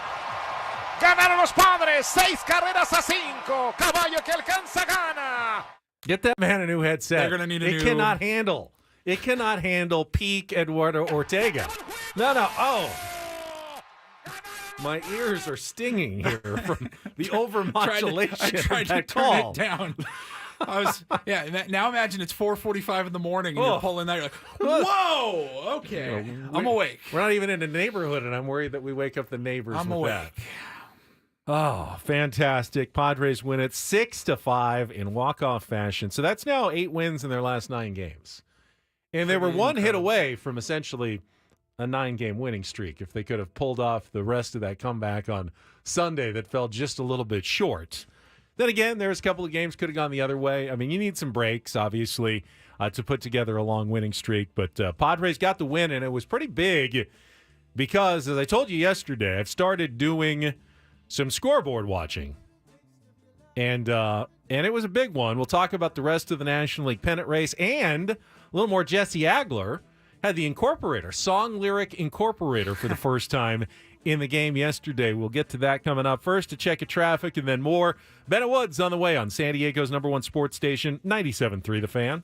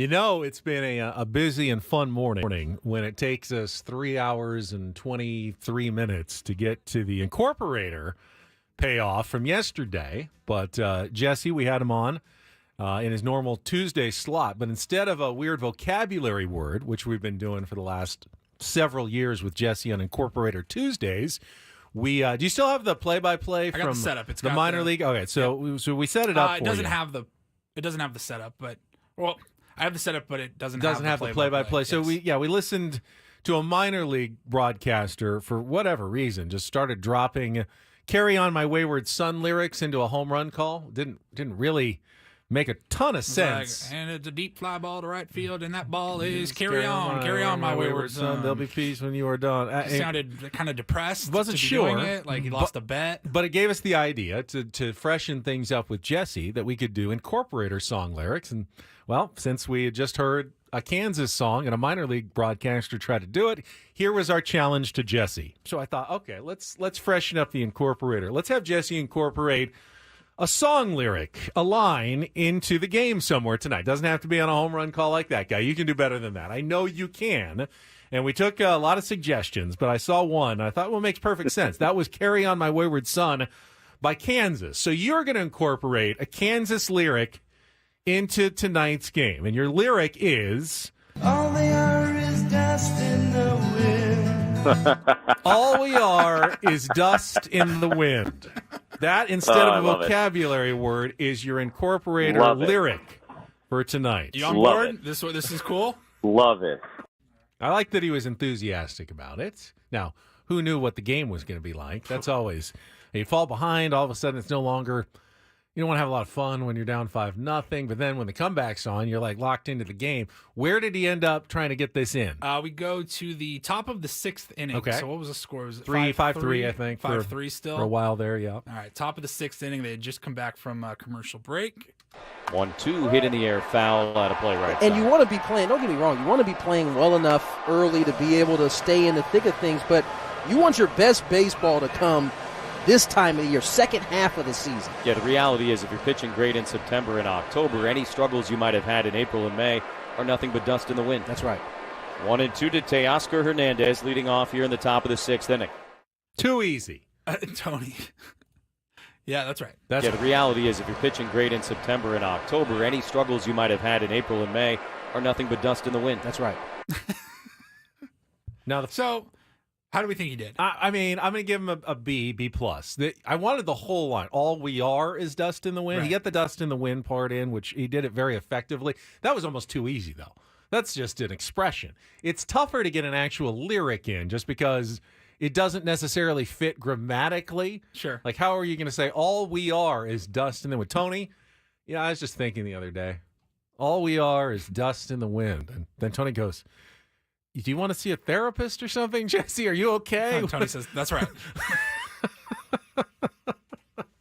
So he got it in, and he definitely wins. It's a work in progress. Jesse definitely seemed on board. He seemed to enjoy the idea. I want Woods to come back next week. Well, actually, he won't be back next week. We have 6 days to get a submission from Woods. Hopefully we'll get a submission from Woods, and then he'll be able to listen to the payoff when he's back next Wednesday, finally.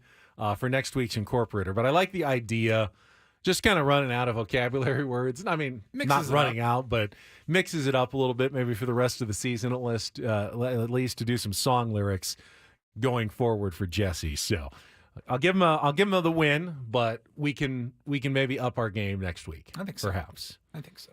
So I mentioned it was important for a number of reasons that the Padres win that game last night.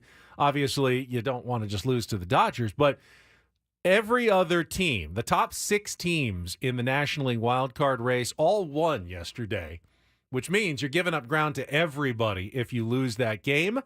The Braves, who are on top of the National League wildcard race by half a game, they beat the Brewers 5-1. The Mets, who remain fairly hot, got a absolute gem of a pitching performance from Sean Manaea. 7 innings, 2 hits, 11 strikeouts. And he's been good for them. He's 7-4. They shut out the Twins 2-0 after routing the Twins in the first game of that series. How about the Cardinals and Tommy Pham? in his first game back after the trade deadline. Welcome back, Tommy Pham. They bring him up, I believe, as a pinch hitter with the bases loaded, and he hits a grand slam in his very first at-bat back with the St. Louis Cardinals, and they beat the Rangers 8-1. And then the Pittsburgh Pirates are hot again. They made a couple of moves at the deadline. They were a 6-2 winner over the Houston Astros, their third straight win. And the Diamondbacks, who are just a half game behind the Padres and Mets for that second and third wild card slot, after rallying from 4 down in the ninth inning on Monday, they just obliterated the Nationals 17-0. Nationals have just said, we're done. Thank you very much. We're ready to go home now. Eugenio Suarez with 3 home runs. So every National League wild card contender has a bit of momentum now coming out of the trade deadline into the final 2 months of the season. So a loss last night would have been pretty costly for the Padres. The only team they actually gained any ground on were the San Francisco Giants, who lost to the Oakland A's, and they're now 5 games back. And which kind of sucks. So we've won, what, 8 of 9? 7 of 8? 8 of the last 10 and 8 of the last 9, yeah. Yeah, and you're just like, that's about as good as you can do, and yet you still can't let your foot off the gas really even a little bit. Especially in this month of August, you have some very winnable games. We talked about it earlier. That's been your issue. That was your issue in the first half of the season. It was your issue for all of last season. Like, you have to beat the teams you are supposed to beat. And then you have to compete with the teams that are at a higher level. And that's generally how it goes, because post-trade deadline, there are more haves and more have-nots. The bad teams have gotten worse because they've traded away some players. The good teams generally get better. So generally you do see some teams go on kind of good runs. Remember the Cardinals and their 17-game winning streak under Mike Schilt in 2021. You don't see good teams like the Padres collapse in 2021 happen very often unless there are massive injuries, something weird that happens. Generally, these teams will play better now over the last 2 months. So 500 not going to cut it. You definitely have to play above 500 baseball over these last couple of months of the season. Padres got off to a good start. I don't know, the biggest trade deadline impact so far, Jazz Chisholm has hit back-to-back 2 home run games for the New York Yankees. Just feels like he's just been invigorated with new life and leaving Miami and showing up in a pennant race, in a division race for the New York Yankees, who beat the Phillies 7-6 in 10 innings. And they seem to have stabilized a little bit after their rough start. So the Orioles probably a little more concerned now, because that's still a really close race in the National League or the American League East right now. So that's a little update on what went on in the National League wild card race last night. When we come back, we got another game tonight. Take a look ahead. Padres, Dylan Cease back on the mound, and that division race again. Why some experts from ESPN think absolutely the Padres could chase down the Dodgers in the National League West. Okay. We'll get to that coming up. Final segment of Ben and Woods before our roundtable at 10 o'clock. Ahead next here on San Diego's #1 sports station, 97.3 The Fan.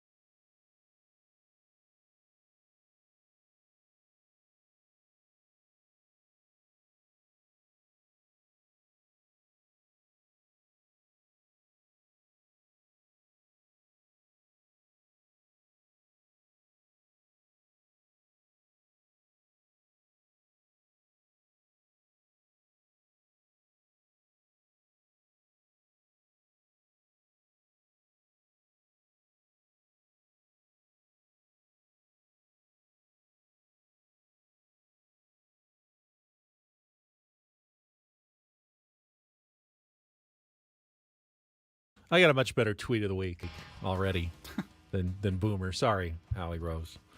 Welcome back. Ben, Paul with you until the roundtable gets started, our roundtable pizza roundtable at 10 o'clock.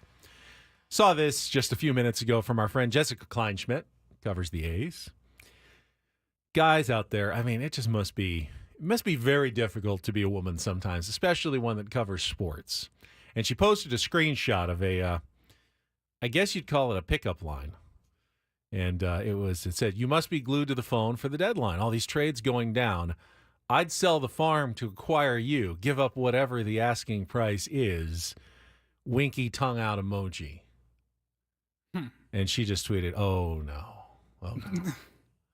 Must get a lot of that." I don't even want to know. Here's the problem with the system, and I certainly understand pickup lines, bars and stuff, and do people and actually the women use who pickup lines? Yeah, I think they do. I don't know that they do. Well, then I mean, they're like nobody's ever walked like up 0 in real to life 2%, to a girl yeah. and said, "Hey, did it hurt when but you fell from heaven?" Here's Maybe why the woods, system's but- broken. If a woman came up to you and said that, done. I'm in. That's like, I mean, it'd be 100% effective. Like that would be. You'd absolutely have won me over. You come up with that line, and it's like, yeah, let's do whatever you want to do. Let's go. But the other way around, but also if a girl walked up to you and said, "Hey," you'd have been like, "Hey." Like, it doesn't matter. The what other they way say. around, of course, it's just creepy and sad when you're sending it to Jessica on Twitter. But she came up and she said that to someone. I'm sure they would go, "Yeah, Jess, whatever you want to do, let's go. Let's have a good time." It's like this is a totally broken system. Yeah. The wrong people are using the pickup lines. They're never effective. Like our girl Katie Wu, she's told us several times. We're like, "So what's it like? What's the dating scene like in St. Louis? How does that go for you?" And she goes, "Not great, because once guys figure out like what I do, cover Major League Baseball, they get super intimidated and they don't know how to like just be normal." I feel bad for them. I think it's so got to bad be for them. difficult. It does. All right, let's check traffic. I want to talk about this ESPN piece about the Padres chasing down the Dodgers in the National League West. Do they think it's possible still? Get to that after traffic here on 97.3 The Fan. From the 97.3 The Fan Traffic Center, here's Kelly Danick. Wrapping up on a busy note here, guys. Got a collision on northbound 15 on or near the Bernardo Center off-ramp. It's over the right shoulder. This vehicle struck a pole. Also traveling on eastbound 78 just before Plaza Boulevard. There's a collision in the center divide. Traveling on northbound 125 past the King Freeway. Collision in the center divide. Keep in mind, southbound 125 lanes are blocked between Hamishaw and the 54, all due to some road work. That goes on until 1 o'clock this afternoon. Westbound King Freeway's got a collision now right around 28th Street. It's over the right shoulder. And an accident on northbound 5 just before Claremont Drive. It's in the clearing stage over to the right shoulder. I'm Kelly Danick with Ben and Woods, San Diego's #1 sports station, 97.3 The Fan.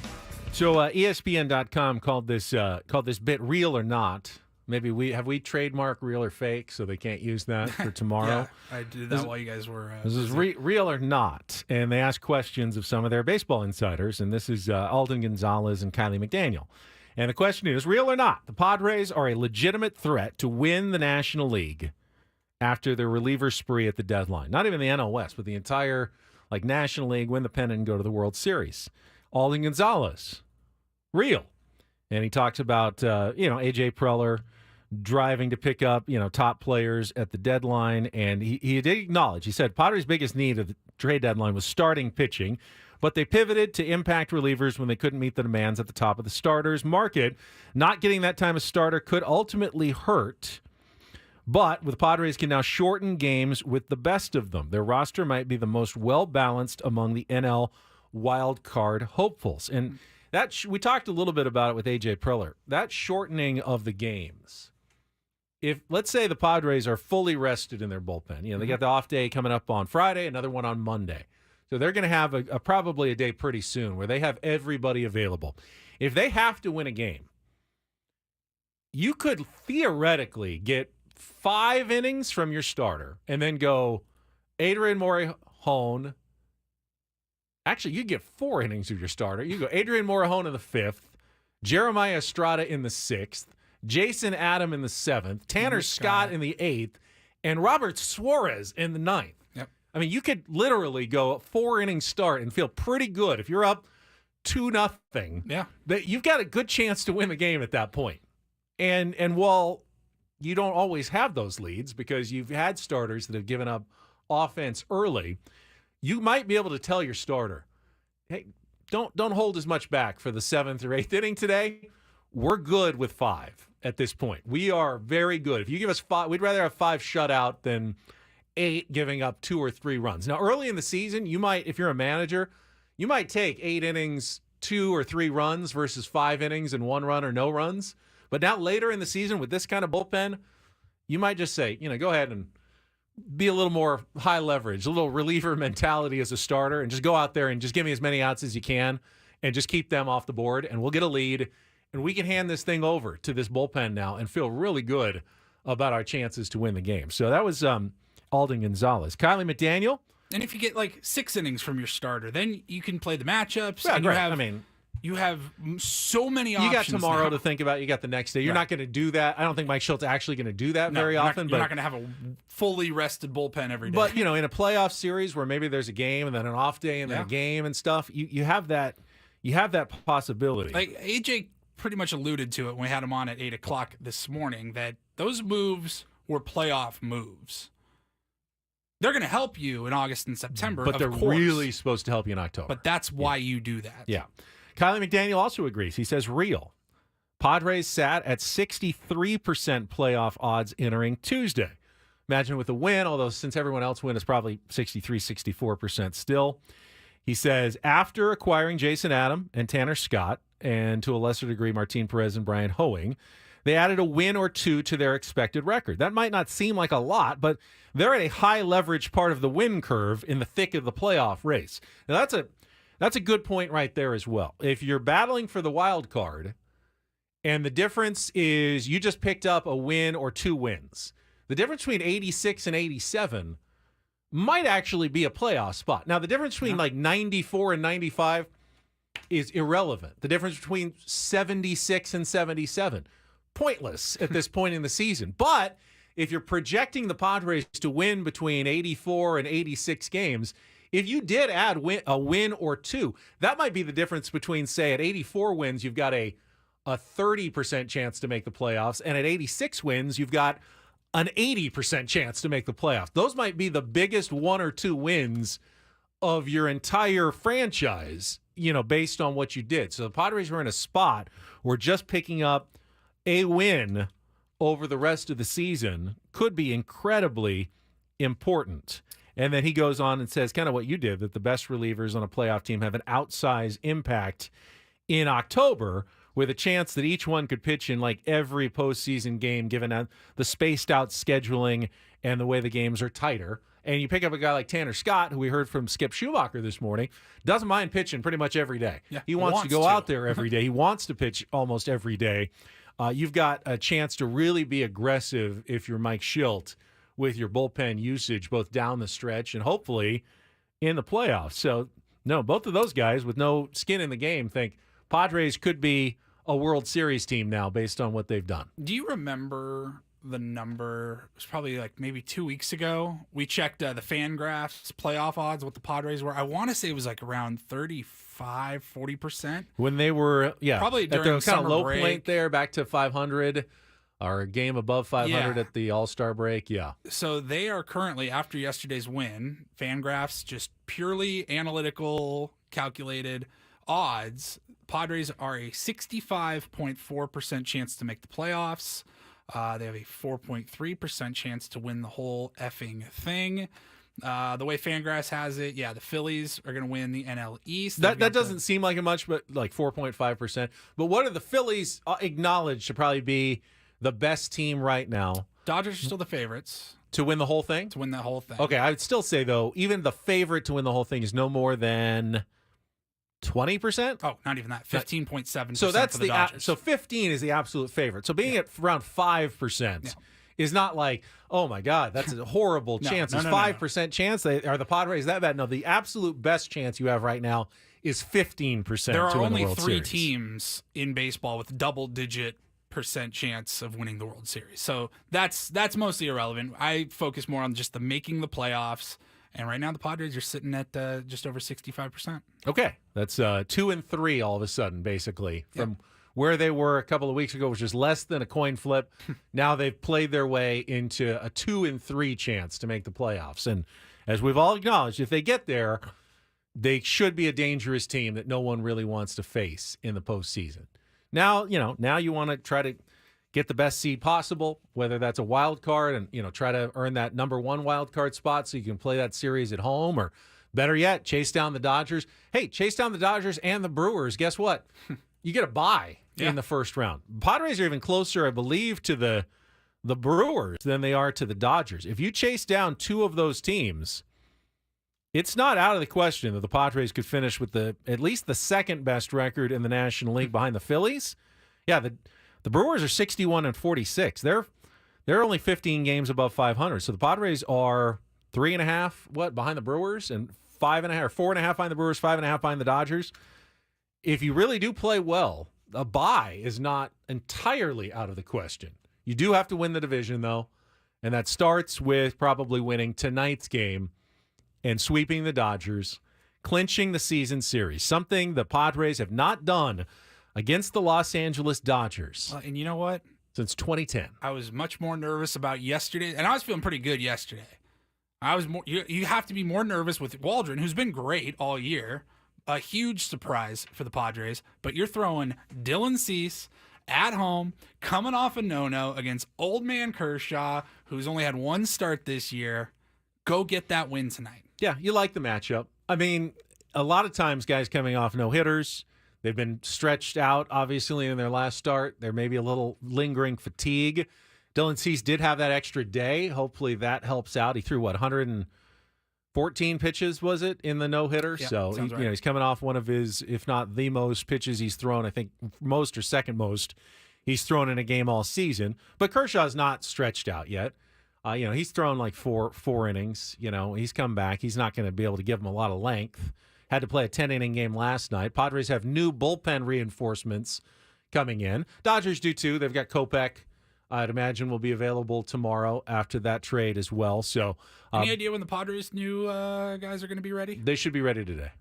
Yeah. Yeah, I believe they will be available for tonight's game. All 3 of the new relievers, which will be one of the topics we've got on the roundtable coming up, including, what moves the Padres need to make. They'll have to make 2 roster moves today in their bullpen to decide who Hoeing and Scott are going to replace on the 26-man roster.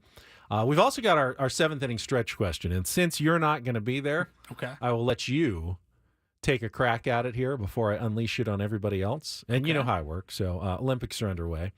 Paulie, you get to be a world-class Olympian for one day. Which Summer Games sport do you choose to experience at the highest level? Like, you could be the greatest javelin thrower. Like, I'm going to win. You get to be a gold medal, like the top of the sport. But, like, just to feel what it's like, what sport would you pick? Sprints. You want to be fast. 100 meter. To be the fastest man in the world. Okay. Yeah.